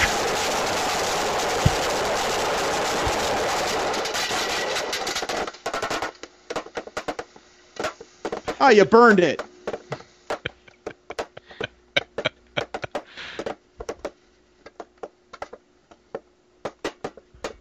That's that point where you just say, hey, George, Wow. go see if it's done. Yeah. That's when George tells you to go fuck yourself. Unfortunately, there was a what the fuck that just crossed my newswire in the last couple days, but it was so weird I had to include it, and unfortunately includes human train wreck Lindsay Lohan. She could have been she could have been a really good actress if she managed to stay sober, but that just doesn't appear to be in the cards for this young lady. And she's had a couple stints in rehab, a few chances to undo her bad behavior, but she really doesn't seem to understand how to do that at 29 years old. She was in Florence, Italy for a wedding of a friend, a wealthy friend. And she did probably everything you shouldn't do at a wedding. According to the Daily News, quote, during cocktail hour, she took her shoes off despite it being a very high-profile event and became paranoid while accusing people of snapping her photo as she pretended to DJ on her iPhone, unquote. Why does a wedding need a DJ? The reception usually does. Yeah, but why does a wedding need a DJ? Damned if I know. Okay, and then from Us Weekly, apparently it escalated from there. Quote, things took a turn for the worse when an announcer cracked a joke about Lohan during the reception. Lohan then rushed out and claimed she had been drugged. She took off all of her clothes and got completely naked and was running around her villa screaming that she'd been drugged, unquote. What? I don't know. Usually even the people that are drugged don't respond by stripping down naked. At least not without screaming that there's some monster after them. Okay. I almost think people are making this shit up now. Well, the following day, in response to all this stuff, Lindsay Lohan decided to respond on Instagram via a GIF, or I guess you could say a homemade meme of a stick figure, and it says next to it, quote, don't like me? Cool. I don't wake up every day to impress you, unquote. You think highly of yourself? Yeah. Unfortunately, you have impressed us. You are so batshit crazy that you keep ending up in the fucking news. I wish I could say, this could be made up. No, I've seen this out where I work. It's just bizarre. Not the naked part. Not yet, anyways. If you've seen the internet, you've seen her naked parts, so it's not really that big. Let's see. Also on our What the Fuck, we have a positive one. There was a 9-year-old Wolverine fan. His name is Dominic, okay? He has cystic fibrosis, which is not fun. But it does break down the muscles a bit and make a lot of things difficult. Oh. And he was on an Australian radio program, the Kyle and Jackie O Show, which sounds very highbrow. And the host told Dominic he would be able to talk with Hugh Jackman by the phone. He's like a big Wolverine fan, okay? Nice. So they started off by telling him, hey, Hugh, we've got Dominic here. He's one of your biggest fans. And the Jackie said, quote, he's a young boy who thinks Wolverine is awesome and that you're great, unquote. And then, what was it? Dominic asked Hugh Jackman, what's your favorite Wolverine action pose? And Jackman responded with, quote, my favorite action pose? Well, he's got a lot of cool poses. Hang on one sec, because I'm going to find a really cool one to show you, unquote. And then the 46-year-old actor ran into the studio and struck a Wolverine pose right in front of Dominic. Oh, fuck yeah. Nice. That is awesome.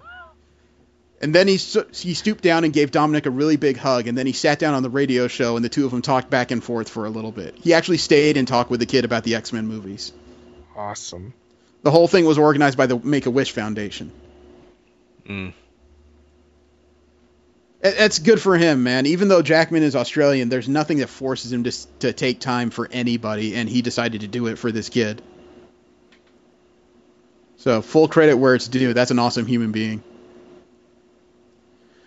Russell Monroe is an unnaturally lucky kid. His parents made him a transforming birthday cake. His parents baked and frosted all the parts of the cake to cover up motors and other mechanisms that allowed a cab truck to transform into Optimus Prime for his birthday. My question is, when you do that, do you actually eat it? They released a YouTube online of the actual transforming cake. Yep. And sorry. It's something to behold. I sent the video. At the end of this day, one shall stand, So that's the assembly. one shall fall. Right. Yep. They actually, so they added audio to it. Yep. And there's the framework of the cake. My name is Optimus Prime. Sounds like Optimus is running out of batteries. I don't know. I think that's pretty badass. And That's an the awesome actual thing to do for your of child. and actually seeing the whole cake put together, whoever put the cake together had some pretty good skills too. Yeah, it's a very nice thing to do for a child for his birthday party. However, you're raising the bar too high for the fucking rest of us. I love the fact the candles were the smokestacks on the truck. Nice. Yeah, that was a bright idea. Last up in What the Fuck is another goddamn video. God damn it, I'm going to be busy this week. There's a YouTuber named Brian Curtin. He's known as Infectious Designer, and he created a mashup video that combines Daft Punk and the dark side. You know what? The dark side of the Force. Uh-huh. He's created an original YouTube video he calls Darth Punk. I sat down and watched it. It's a bit of an 80s throwback, and I gotta admit I was more entertained than I thought I would be. I sent the video. Okay, the first screens are giving me fucking Kung Fury flashbacks. Yeah. So this is called Darth Punk, The Funk Awakens. The Death Star with a gigantic speaker in the cannon. Base cannon.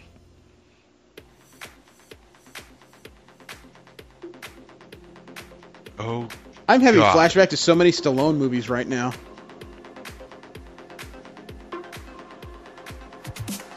I don't know where this was filmed.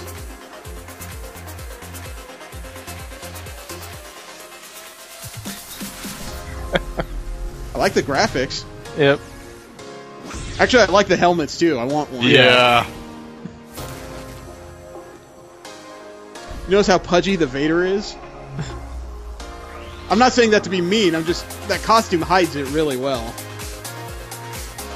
I had to see a few scenes before I was sure what his weight class was.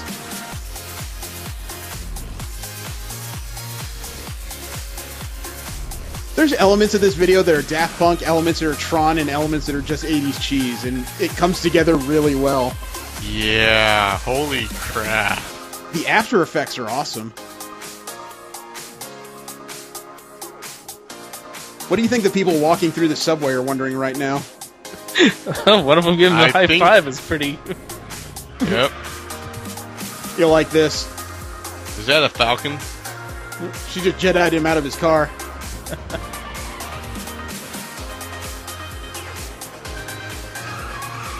That's a good way to make a getaway, wouldn't you say? Yep. Especially if the car does hyperspace. But she ain't lost shit. There's Darth Punk on a bike. And a skateboard. That's Sound awesome. effects. I don't think you need to hide the car at this point. There is actually something slightly intimidating about this guy riding in on that bike.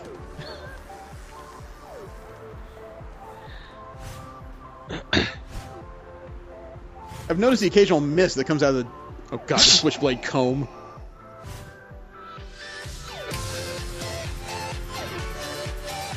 Oh god, do you think they're going to fight in Backup unison with dancers. dance moves?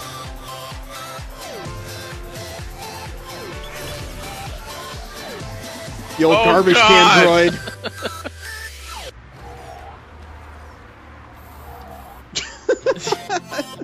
Took a while. Oh, he's got a cassette. Shit! Oh god! It's a ghetto blaster.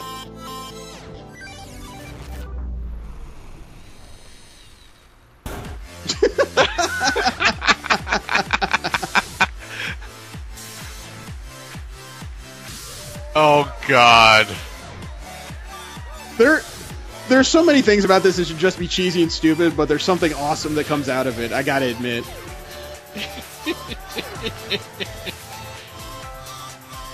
Tis a dance-off you want, eh?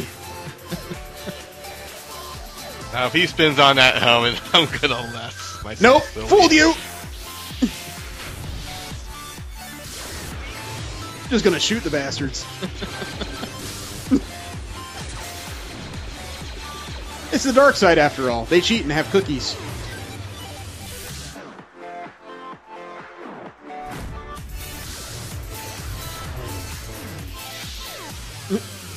Oh, Got your sabers. Oops. Dope. Shot Timmy.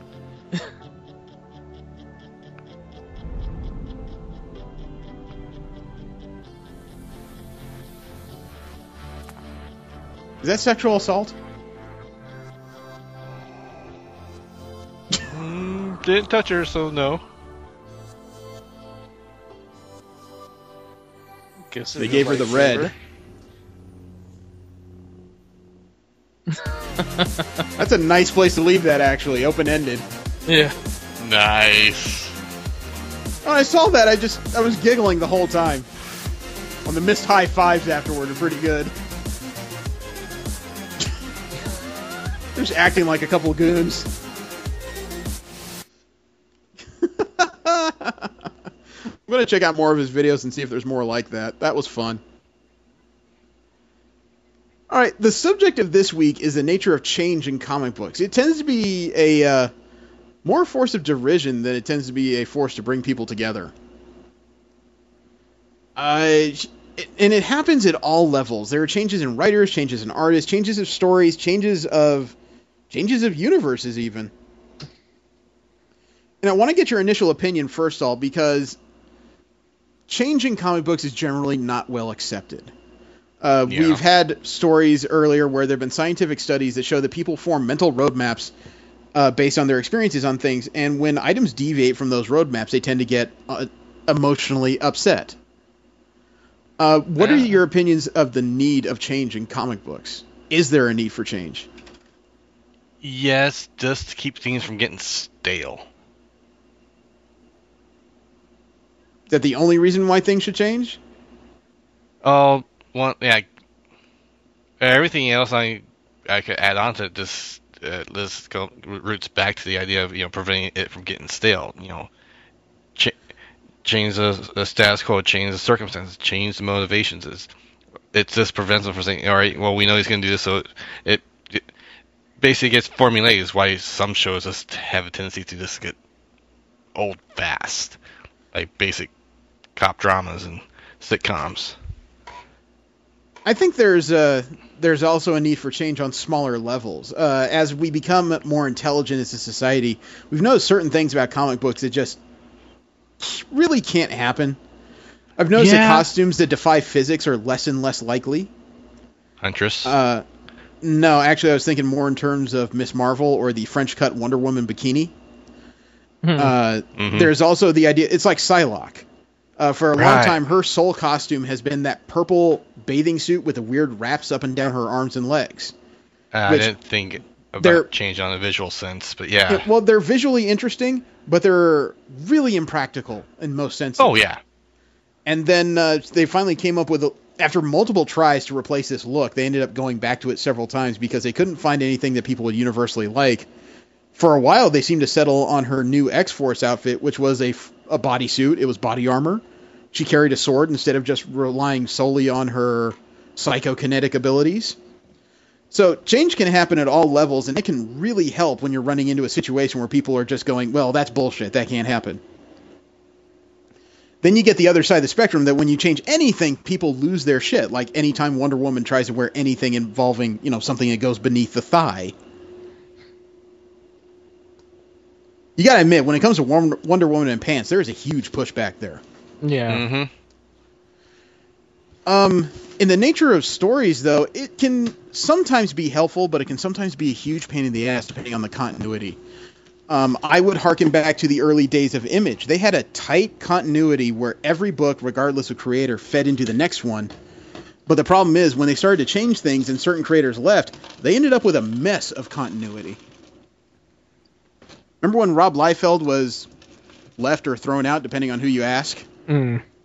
All of a sudden, the person who's responsible for Al Simmons dying and becoming Spawn had to be changed entirely, even though they had a pretty good story set up there. Yeah. Then they had to create a series that explained the changes. I forget what it was called. I don't think it was Image United, Image Reborn, something of that nature. I think it was Image Reborn. Yeah, remember as they were writing that book, the deal with Top Cow Industries, Mark Silvestri, Cyberforce and all them fell apart. They went away. And in the time it took for them to finish that miniseries, all of a sudden they had to bring them back. You'd almost sense the writing was done on the fly because all of these changes were just driving their writers fucking crazy. Yeah. So change can really work against your continuity as well. God, change is one of those things that's harder to quantify in a lot of respects. Because change means a lot of different things to a lot of different people. I've tried to understand that as a comic book fan, I don't know why, but it seems like I'm more accepting of change. But then it occurred to me, other than Transformers, my first foray into general large comic books is the X-Men. I started reading issues. Changing. That's the thing. I started reading issues of classic X-Men around the era of Proteus and the Dark Phoenix. And then I got used to the idea that none of this stuff is going to be the same every 6 fucking months. People come in, people leave, people die, people are reborn. I started out with the idea that things are going to change a frickin' ton. So I often wonder if that's the reason why every time something changes, I'm one of the few people going, I'll try it. Yeah. I'm very accepted to change. With every new iteration of Ninja Turtles that came out, I was always saying, "Oh, this looks cool. I'll watch it. Seems better than the last one." Doesn't always work. I'm not one of those diehard '80s fans. It's like, no, if it's not like this, it's garbage. That's one of the things that kills me when I hear people say, "You're raping my childhood." Okay, calm down. Can we come up with first? Let's come up with a less brutal analogy, okay? Because that brings a whole bunch of imagery I don't want in my fucking skull. Secondly, though, they're not raping your childhood. They are trying to reframe your childhood so it matters to another person's childhood. Regardless Or of the fact that reframe it's it in better context. I don't not know. exactly, they're probably reframing it to sell more toys. I grant you that. Oh yeah. But at the same time, they're trying to make it relatable to a whole new group of people. I'm a Transformers fan, and every time I go on a Transformers message board and I see someone say, it never got better than G1, why don't you just leave them in the old ways? Well, because it's not very convincing that technologically advanced robots all decided to hide as cars from the year 1984. Doesn't work.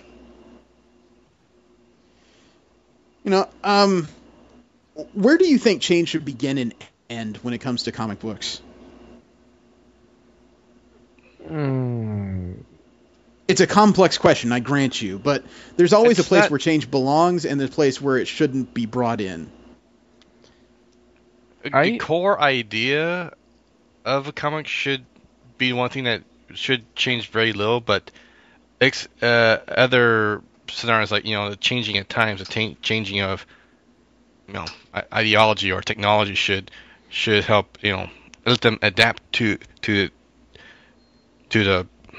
what am I looking for here? I'm not entirely sure. Let them adapt to the changing times. Okay, what do you think, Steve? Yeah, I don't know. I don't know that there's necessarily a lot that you couldn't change. Just depending on the direction that you decide to go for. I don't know that I could sit there and say there's absolutely this or this that just should never change. It just all depends on the situation and where the story ends up going. Especially because you're always going to have different writers and you're always going to have different things come up. As far as when they should change, I think that's best handled just through the story. If something needs to change it. I would generally agree with that, but I've read some certain stories that just make me want to vomit. Not because they tried to change anything, but because it's the wrong type of change. And the top of that list, when I think about it, is the Spider-Man storyline, One More Day. Okay, now Spider-Man has changed a lot through his history. He's been a teenage genius, okay? Mm-hmm. Been a high schooler, been a college student, been a photographer, been a reporter, been a high school professor, or been a college professor, been a member of no teams, been a member of multiple teams at once, been married. And this is the point where you run into a difficulty because the writer behind One More Day, and I forget who it is at this moment, he decided that he liked Peter Parker more in his pre-marriage days, when he was having trouble with his love life, when he was having trouble defining who he was. And he didn't think it was a very interesting story that just because his marriage was on the rocks that he should get divorced like any other person. So the storyline behind One More Day was that everyone knew who Peter Parker was post-Civil War. As a result, there was an assassin that tried to take a shot at his family, at Mary Jane in particular. They missed and hit Aunt May instead. Aunt May was lying in a hospital bed, and Mephisto, Marvel's version of the devil, came forward and said that he could undo Aunt May's death in exchange for undoing one thing in Peter Parker's life, and that was his marriage. Now, Peter Parker agreed that undid his marriage from Mary Jane. You've got roughly a decade worth of comic book continuity that was erased, for lack of a better term, or rewritten. So that Peter Parker was never married. He never married Mary Jane, and now he has no possibilities of having family. And one of the avatars used frequently throughout this 4-part story was this little redheaded girl that it turned out was the avatar of their eventual daughter if they stayed together. And this threw fans into an uproar, and I gotta admit, it didn't do well for me either, because you took a relatively organic story of one of Marvel's classic superheroes growing up, and then you interrupted it simply because you didn't like the idea that he was adult enough to get divorced. The blue fuck, man. I think in that circumstance, it should have been up to the editors or whoever was in charge of the overall plot to step in and say, no, we don't like this idea. But to be fair, that it's this guy. They put him in charge of writing it. They obviously wanted to see this story. We disagree. We didn't like that outcome. But I think there's other ways to get to that point, though, in difference to something that's equivalent to the retcon punch. We just found out who was responsible for it. I found the writers. What's their names? Michael Straczynski and Joe Quesada. And Joe Quesada was editor-in-chief of Marvel at the time that happened. Oh, shit. So the writer was the editor. Yeah. So, not too much of a... That to me is a little bit of a conflict of interest or, abuse of power, but at the same time, you know what? I think it was poorly thought out, but at the same time, I think it was well within their rights to do that. Because, I'm not saying again, it wasn't within their rights. It's just a question of when change can be a bad thing. Because Peter Parker's entire history seemed to be details changing, but it was just the idea that all of these storylines that were integral they're now fuzzy sections. It's almost like Peter Parker's history was done by the people who did DC's continuity miniseries, Convergence. Nah, I don't know. I personally think, it's a little silly that, Parker couldn't go through an actual divorce. But, you know what? The character Mephisto exists in the series. It's something that he would do. Whether or not Peter would make that choice, I don't know. To save Aunt May, I think he'd be willing to. It just, I don't think that they were not justified in making that change. That's my personal opinion. I just think there were multiple ways to handle that eventual change to the character without it having being an act of the devil. Oh, I'm sure there were. Whether or not they were, I still haven't heard allowed to make that change. No, I think they were perfectly justified to make that change. It's not a difference of allowing; it's the execution that bothers me. But at the same time, it's their story. The editor's story. It's still their story. You could have the choice to read it or not read it. That's the choice that everybody has. I don't think, I'm playing devil's advocate for the devil. This is kind of silly. But at the same time, if you're going to allow change in certain areas, I find it very difficult to say, no, that is a very bad change. There's lots of things I don't agree with. Movies especially. If I've read a book and, I'm really, really anal when it comes to movie adaptations. But I just exercise my right to either watch it or not watch it. I'm not going to sit there and say, it was bad change. That's a more difficult thing to argue, though, in the context of comic books and complicated continuity, because one thing tends to feed into the next. Right. But, we're already living in a world with established retcon punches and everything else. I don't know any other way to go about, unless you're just going to sit there and say, these key points are always going to be key points. No one is allowed to touch them. That's the only way you're going to be able to get around, somebody else coming in, taking over and saying, you know what, I want to do this.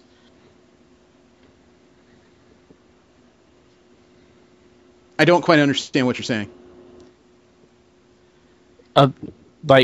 Saying, can Peter get divorced? Or, these are the key points of Spider-Man. This cannot change, this cannot change, this cannot change. Anything outside of that, you're free reign. But, otherwise, people are always going to come up with their own stories. You have the choice to read it or not read it. I can't say that it's, necessarily a bad change.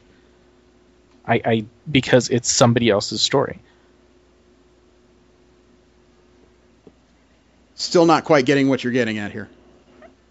Because I'm not arguing whether or not the change itself was good or bad. I'm just arguing that the execution of it is lacking in this particular context. How do you come by that decision without derailing their ability to tell their own story? I'm not derailing their ability to tell their own story, because it's not like I've rejected that the story exists. No. I just don't think that the execution is good in the format of it's a simple erasure of a large amount of history in the context of there's interactions with Spider-Man all throughout this period of his life that's been undone. And I don't know how that affects the rest of that history in such a broad context. that again is something for their story to explore. They haven't explored it, though. Then obviously it's not important to them. It's one of those fuzzy aspects that just doesn't make sense. It's the same way how Batman suddenly has 4 sidekicks in 5 years, even though his history is much deeper than that. Right. That's poor execution. But again, you know, it's their story. They're going to tell it how they want to. You know, I think there's probably better ways to go about the change. I'm a huge opponent of, you know, Deus Ex Machina stuff, you know, where they're just, you know, oh yeah, we've never had this before, we're just going to throw this character in there and it's going to solve everything. Hate it. It's horrible storytelling. But at the same time, you know, you're going to have people come up with ideas and, you know, it sounds interesting to them. Does it make a lot of sense? Probably not. But I don't know any way to avoid it without restricting people's ability to take creative license. Isn't that kind of the nature of a large comic book continuity, though? Is to have a Bible of storylines? I suppose, but until somebody makes an official list, which I've never heard of, what are you gonna do? Every series has its own individual Bible, and then there's a larger Bible that's usually held by the editor in the companies. Well, in that case, yeah, it's up to them to enforce it. I think in this particular circumstance, having an actual editor as one of the writers was probably a bad decision. I think Quesada was editor-in-chief at the time. Yep.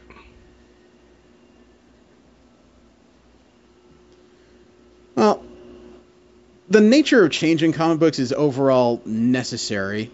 Yeah. But it needs... The problem is how jarring it can be. Definitely. DC ran into some trouble early on in their cycle because the original versions of the characters of Batman, Superman, and Wonder Woman were outmoded before the Silver Age was done because they tried to age their characters in a very organic way. And what they found out was that their characters aged really quickly. They tried to keep the age of the characters in time with the actual passage of real time. Yeah. And unless you plan on, you know, either A, making them immortal, which I suppose could work with, you know, Wonder Woman as she is currently, you're it's not going to work out. Comics are timeless in that respect. It can also be frustrating because as you advance eras in technology, there are still some people who just never seem to get much older. God, Kitty Pryde was 16 for more years than I care to count. Chris Claremont actually addressed that in a panel of his at Long Beach Comic Expo last year. He said that he was writing for a while on Excalibur, and Kitty Pryde had been this 16-year-old character that he had written for years, and he went away to do some stuff. When he came back, there was a storyline that Kitty Pryde, for reasons that were mysterious to him, was suddenly 18 years old and had a sexual relationship with Pete Wisdom. And he said, how did you do that in the course of a few issues? Well, we just said she was 18. When? When they talked about it here. But she was 16 when we talked about it like 10 issues ago. Yeah, and? You don't think that's a little strange? No? So when he took Excalibur back over, all of a sudden Kitty Pryde was 16 again. That is a little more strange. Yeah. You know, jumping time, because again, there's no... Most of the time you're not having characters stare at a newspaper finding out the date, you know, so on and so forth. If they pick an appropriate, you know, well, yeah, if you pick an appropriate time, you can somewhat do a little bit of a time jump. But due to the fact that she was 16 for so long, to just say, okay, now she's 18 is a little bit jarring. But then to have her go from 18 back to 16, the fuck did you just do? She found Jack Sparrow and the Fountain of Youth. Yeah. No, Even then, that's physical age, not actual.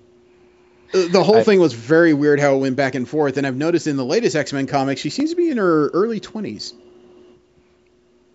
Well, my experience when it came to changing comic books actually happened when I was still reading Sonic the Hedgehog comics from Archie, and it's about right where I just put the comic down and say, nope, I'm not doing this anymore. It happened when when the Dreamcast came out, they had that Sonic Adventure game on it.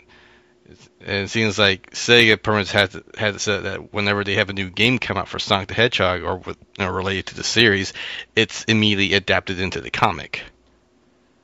Why? And I don't know. It's just how it is. And when Sonic Adventure came out, it was the current storyline in Sonic the Hedgehog was like, okay, really fascinating because the war was over and it's now becoming now there's in a rebuilding period and everyone's kind of out of place now. They're not freedom fighters anymore. And all of a sudden, boom, there's now this human civilization out there. Dr. Eggman's back from the dead, and you got these you got all these characters that appeared in the game now in the comics. It's like, what? No, I'm done. I don't know what to say because I'm pretty sure when it comes to Archie comics, Jughead is a heroin addict in disguise. And after all, you're talking about a character that somehow survived the Predator. Archie somehow survived the Predator, and I don't know how that works. Well, I'm not talking about Archie. I'm talking about Archie, the publishing company. I'm giving you contact of the published company because they're publishing both comics. Archie's met Sonic the Hedgehog, too. And the Punisher. Riverdale is almost an uninviting place to live, frankly. Comic book changes can be really weird when it comes to age, and because I've read X-Men so long, that's kind of the basis I use to really follow where it goes. Cyclops was 16 back in 1964. Looks to be in his early 30s right now. That's been, 70 years? He got into something, and I don't know what it is. Meanwhile, Rogue was introduced in the 70s as a 16-year-old ne'er-do-well, and she looks to be about 24 right now. Yeah.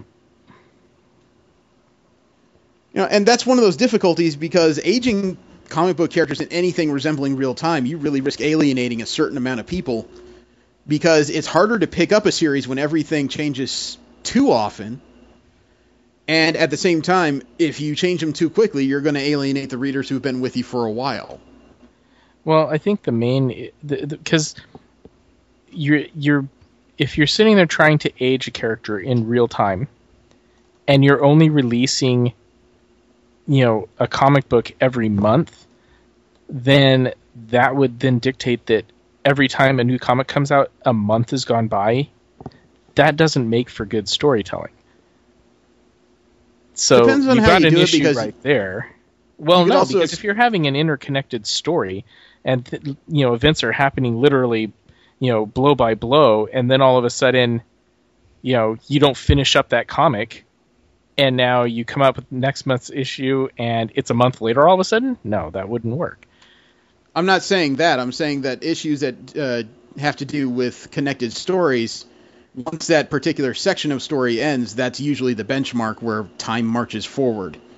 Because you generally don't see the day-to-day lives. You're not watching them brush their teeth, take a poop, do another danger room session, and then, fall asleep for the next day. I know, but at the same time, if you're doing an actual real-time, aging of the character or something, then that would be what you would have to do, and that's not going to work. Or even just going month by month and aging the character that way. There's only so many months you can go before, you're talking about a geriatric Cyclops. Generally, yeah. I just always picture comic books more like TV shows. You're seeing sections of their lives instead of the minutia. Right. Well, I'm just giving an example of why you couldn't do it that way because, time doesn't flow that way. You're never going to be able to tell the stories that you want to tell if you have to keep on worrying about, okay, is this Tuesday of this year or is this, Friday of the year after? It doesn't work that way. Well, I'm trying to think of any situations where change has been utterly healthy for comic books. I guess in my mind it would start with the Avengers Disassembled. Okay. The Avengers Disassembled was a storyline that ended the 80s and 90s era of the Avengers. Brian Michael Bendis tried to restart the Avengers as something, I don't want to say more relevant, but it had had 2 to 3 decades of solid storytelling where you got used to a certain number of characters having the same kind of adventures with the same villains over and over again. You always had Captain America. You always had Iron Man. Usually Hawkeye was around because nobody else wanted him. The Wasp was there very often. And as a result of Avengers Disassembled, not only did they rip apart a lot of remnants of the team, the second Captain Britain left, She-Hulk left, Vision was destroyed, Scarlet Witch was fucking insane. They got rid of a lot of the benchmarks and started over with just 2 or 3 core members of the Avengers you could recognize, and then added a whole bunch of other stuff. Mm-hmm. Spider-Man was a team player for the first time in his character's history. Luke Cage was elevated to the A ranks after spending a lot of time in the Ds. Added new characters that had really never been contemplated as Avengers before. I mean, in what universe did you ever think Wolverine would be allowed to wear an A? True. So he started all over, and for lack of a better comparison, Bendis turned the Avengers into Marvel's version of the Justice League. Instead of just being the few heroes who weren't involved in other teams, he seemed to make it a point to try and draw together the best and brightest that Marvel had to form a team to solve all issues instead of just the time travelers. You know what I mean? Goodness knows, time travelers and Avengers are a big pain in the ass. No more I'd say than it's with the amazing. X-Men. I guess that's probably why they brought in Wolverine. They're like, oh shit, X-Men have a lot of problems with time travelers. Let's bring in I another thought expert. that was Beast. Well, that too.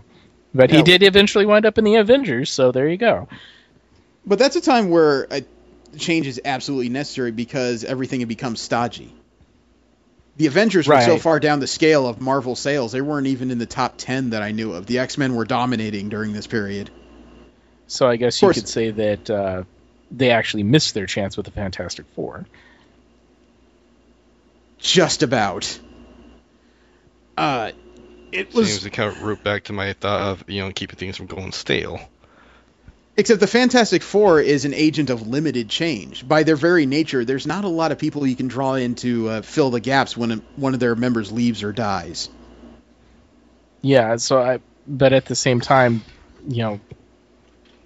I mean, they've done change before, as far as like the roster and so forth. Being that the comic itself is called the Fantastic Four does kind of hurt you, unless you plan on changing to like the Fantastic 5 or 6 or whatever. But There have been periods where there have been more than 4 members of the team, but they've never changed the name to reflect it, which would just be frustrating as all sin. Exactly, but Because you never know if you're reading a what if or something. But I think the larger problem with the Fantastic Four, though, is the established readers. They get so upset when there is a change to the roster. And I think that's why the book was eventually canceled, because those established readers were the ones who were going away eventually, because there was... a change in the Fantastic Four was almost impossible between trying to please the older guard and trying to entice newer people, because the older guard wanted to see the original 4 members, and newer people... I think all they thought about the team was just the 4 members that have been established since their beginning. You're not used to the idea of substitutes coming in and actually doing anything on the Fantastic Four, with the exception of the Thing. I think he took the most time off of the team. yeah, the Thing, and then I think after that was probably Johnny, or at least Johnny was involved in multiple other books from time to time. He was involved in other books, but he was one of the mainstays. He actually did not die in the comic books until 2007. That was the first time he died. Up until then, he was the only member of the Fantastic Four that had not died. And I don't quite know what that says about your track record. But, the only thing that really did well with change in the Fantastic Four, at least in my opinion, is Doctor Doom. Yeah, well, I don't think that was a change brought about by the Fantastic Four. I think that was just he was an interesting enough character that other comics picked him up and progressed his character. I do think that was a change more or less helmed by the writers. They kept adding aspects to Doom to make him more intimidating in the comic books, and then he turned into this world-class supervillain. Right. Before then, he was just the obscure guy that wore that really ugly sarong and had this big beef with the guy with the, the Gray the Temples look. And they kept adding abilities to him. It's like that era where he, what was it? He eschewed technology, became a master sorcerer, and then made leather armor out of the skin of a former lover he brought back from hell. I was not familiar with that one, but Yeah, that's something he did. That's one of those moments where you sit up and go, whoa, that's mean. But, change can really relieve the stodginess of certain things. definitely. Although, change hasn't always been positive in all things. There was that 80s, the Outback era of the X-Men. That did not go well either. Before they finally went into the Siege Perilous. Yes, Dazzler in her Longshot's Longshot's girlfriend outfit, as they put it. Longshot, although is an interesting character, didn't really mesh well with the X-Men on a whole because he's complicated. Yeah, well, and he's not an actual mutant. He is a mutant from his world. Yeah. Although in biological terms, no, he's not a mutant per se. And then there was the whole, the X-Men do well away from Xavier's mansion. However, the fact that their base was the former headquarters of a bunch of cybernetic reavers who tried to kill them stuck in the middle of an outback desert made to look like an Old West town. It's almost like they were living on a bad movie set. You could almost call it that. Yeah. And God, probably the worst agent of change in the X-Men books had to be Madeline Pryor. Yeah, that was awkward and creepy. That's one of those things that's kind of probably frustrating when things change in comic books. And I don't think Madeline Pryor was originally intended to be much more than a replacement for Jean Grey in the comics. A non-powered one, nonetheless. But I have a feeling that as writers came in and came out and new ideas were fleshed out, I think Madeline Pryor became the Jean Grey clone that she became eventually. It doesn't seem like that was an early idea, Mm. And that's one of those things you can sometimes notice as character storylines start, stop, and modify. You can almost see that point where something started out as this, and then took a left turn, and then went into crazy land. Yeah, I think, because you're always kind of rolling the die when you make a change, because, you can think it's the greatest thing since sliced bread, but unless people actually agree with you and are willing to read the book, a lot of change, that we define as being a good thing was probably a horrible risk at the time. Yeah, you want an example of probably the best risk that Marvel took when it came to changing something that they had? Okay. They took a character that was otherwise unremarkable and almost a direct clone of a DC character, made one or two shifts to it, and it's probably one of the most popular things they've ever put out. Who? Deadpool. And I say that with utter truth. When he was introduced back in New Mutants 99, I think it was. No, 98.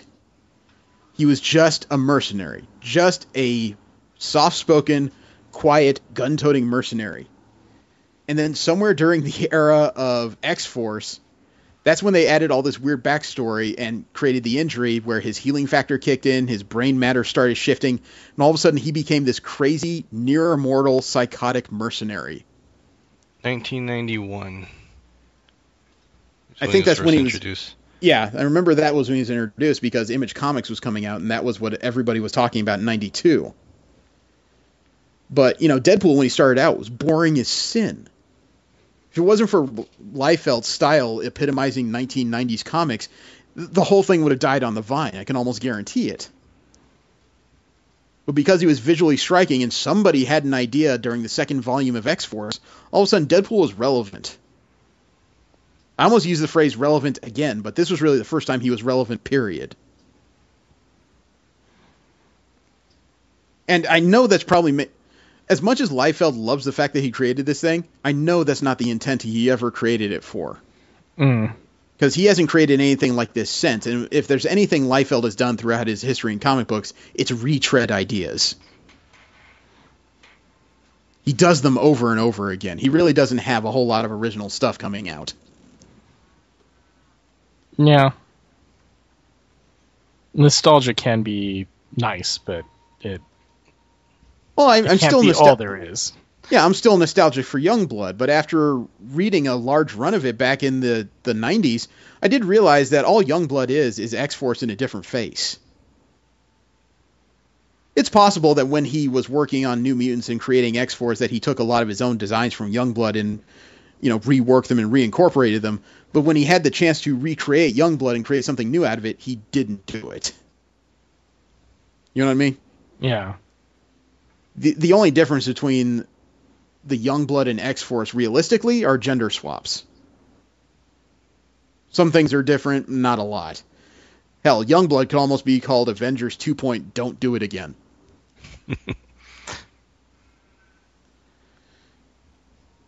But, what about Flashpoint? Do you think that's a good or a bad change when it comes to DC Comics? It's a nice idea, but the simple fact is they almost fast-tracked everything back to where it was prior. Well, I almost regret reading that story earlier on where DC apparently, at least is rumored to be saying, stop experimenting so much with the comics and go back to what they used to be. Simply because there was a loss of money from year over year. Profits are important to any company, I understand that, but it almost felt like DC's starting to get somewhere with their characters, but now they're getting skittish. Yeah, I don't know. It seems to me that DC is a lot more cautious than maybe they need to be. Well, I mean, they don't have quite the same situation as Marvel, where Marvel was bought out by a company with very deep pockets. They can afford to do some wacky stuff every now and again. I mean, for crying out loud, whoever thought that a movie starring a talking raccoon was going to be one of the biggest things they could put out? I don't know. I think that one, in a way, was less of a roll of the dice than other things they could have done. Well, thankfully they haven't put... Well, actually, they could do Howard the Duck again. I was going to say. And I say again because the original Howard the Duck was a Lucas film. The more you know. But Flashpoint, God, I'm of mixed minds about it because as much as Flashpoint did change things, I think, for the better overall for DC, it almost felt like it was by accident. Flashpoint is another one of those stories where it felt like they had an idea of where DC was and where they wanted it to be, and then they just wanted something to fill the gap to explain how they got to this different place. Sounds like Convergence. Well, yeah, essentially. Flashpoint was much better written. Yeah. But it still wasn't a coherent story because it was meant as a bridge or a go-between. It wasn't a story existing for the story. It was a story existing for the device. Right. So that's kind of a wrong way to write a story. According to most writing classes I've read, yes.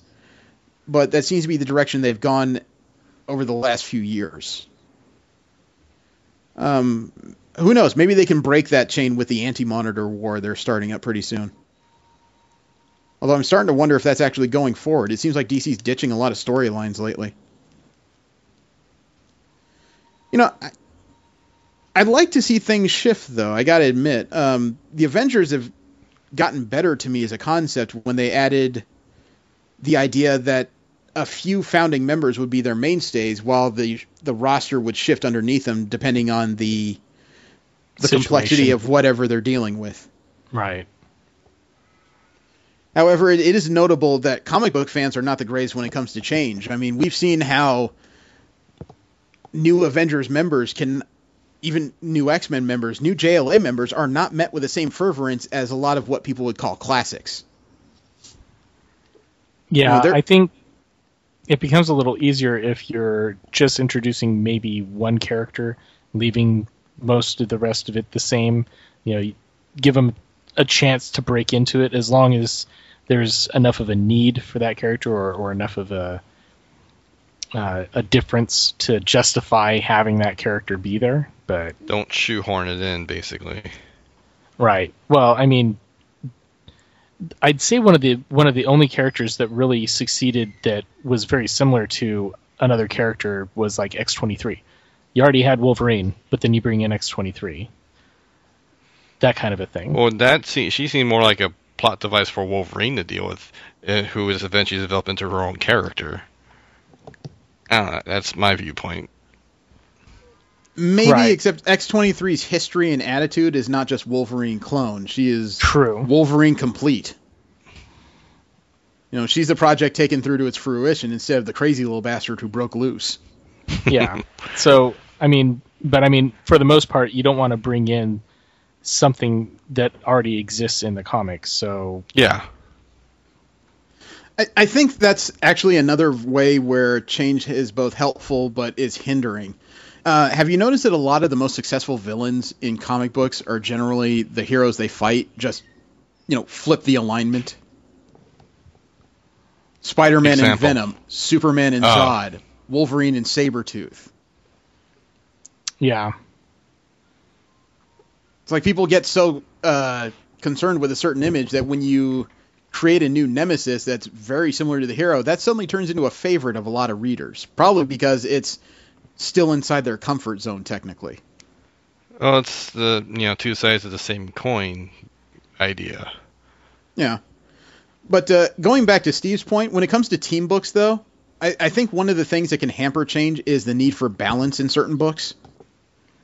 And, the Justice League. I've read the Justice League in spurts through a lot of different eras. And as much as they need new members to keep things from getting stodgy, in other words, you don't want Wonder Woman, Batman, or Superman solving every frickin' thing they go through like they usually do. Because goodness knows you can't trust Aquaman. But, every time they introduce new members, I get more excited about it.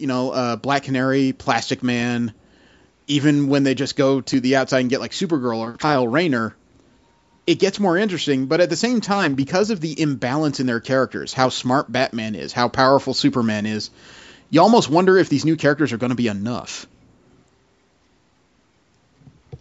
Or if they're necessary at all. Yes. And then when Superman or Batman leave the Justice League and these new characters are in there, again, you wonder if the replacement characters are going to be Can fill good the enough. shoes. Yeah. You always feel like there's going to be a gap there, even though, or at least I always feel like there's a gap there, even though I want these characters gone. Unfortunately, you set up a history where these characters are necessary. Right.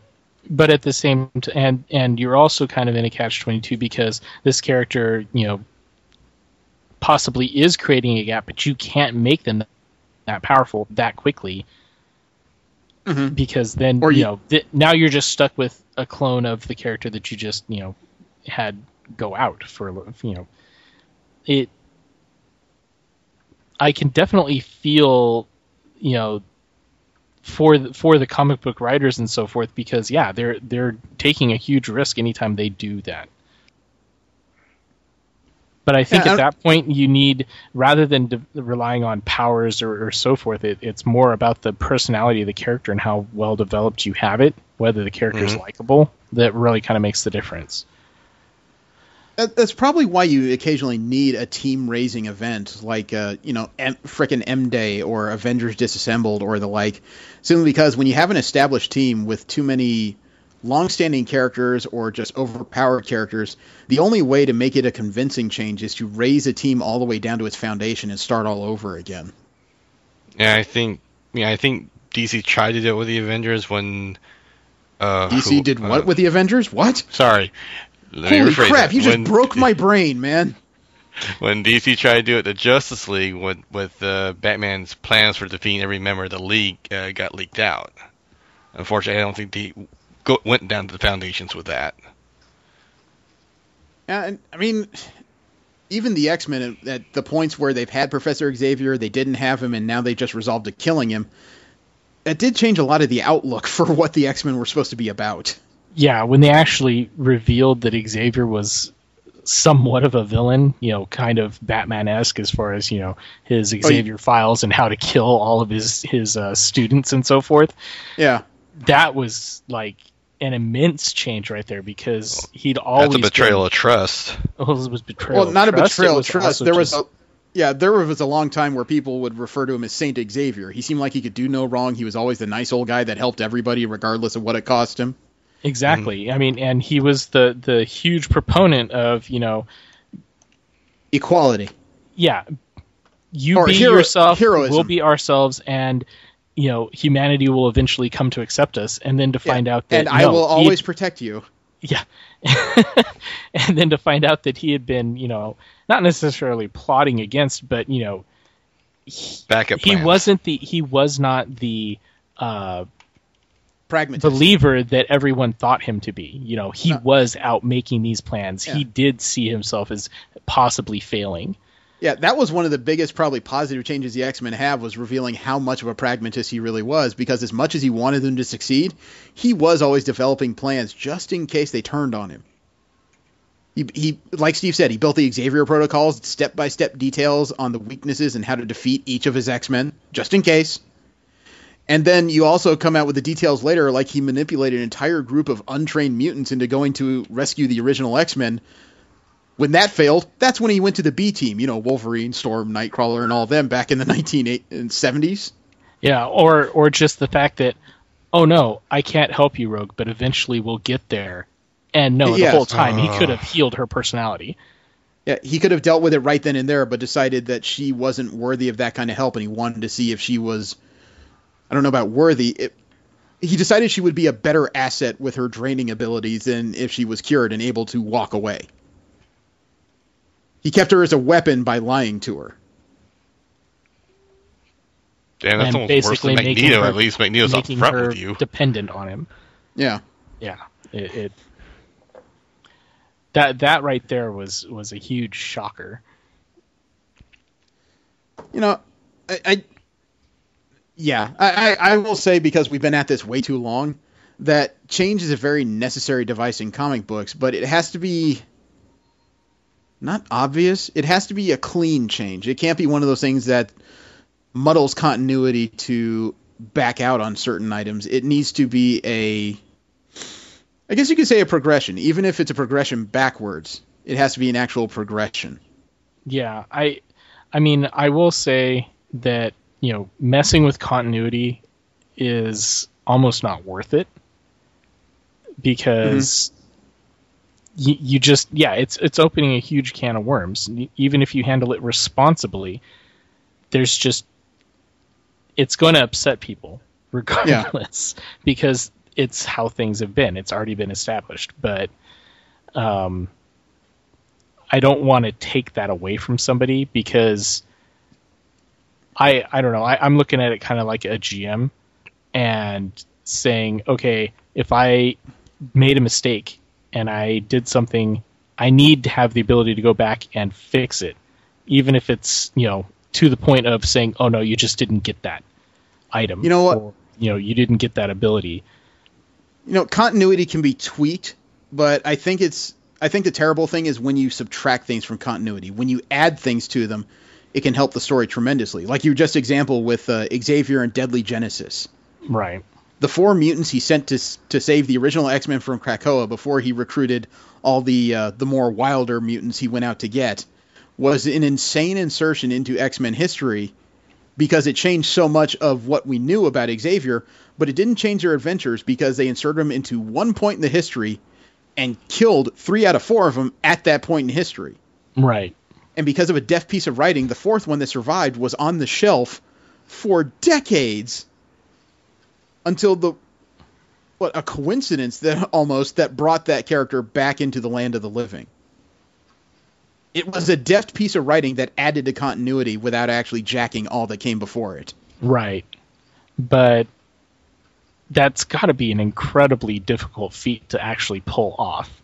I didn't say it was easy. I just said it was deft. Yeah, no, but I'm just saying, the ability to pull that off every single time is, I just don't think it's actually possible.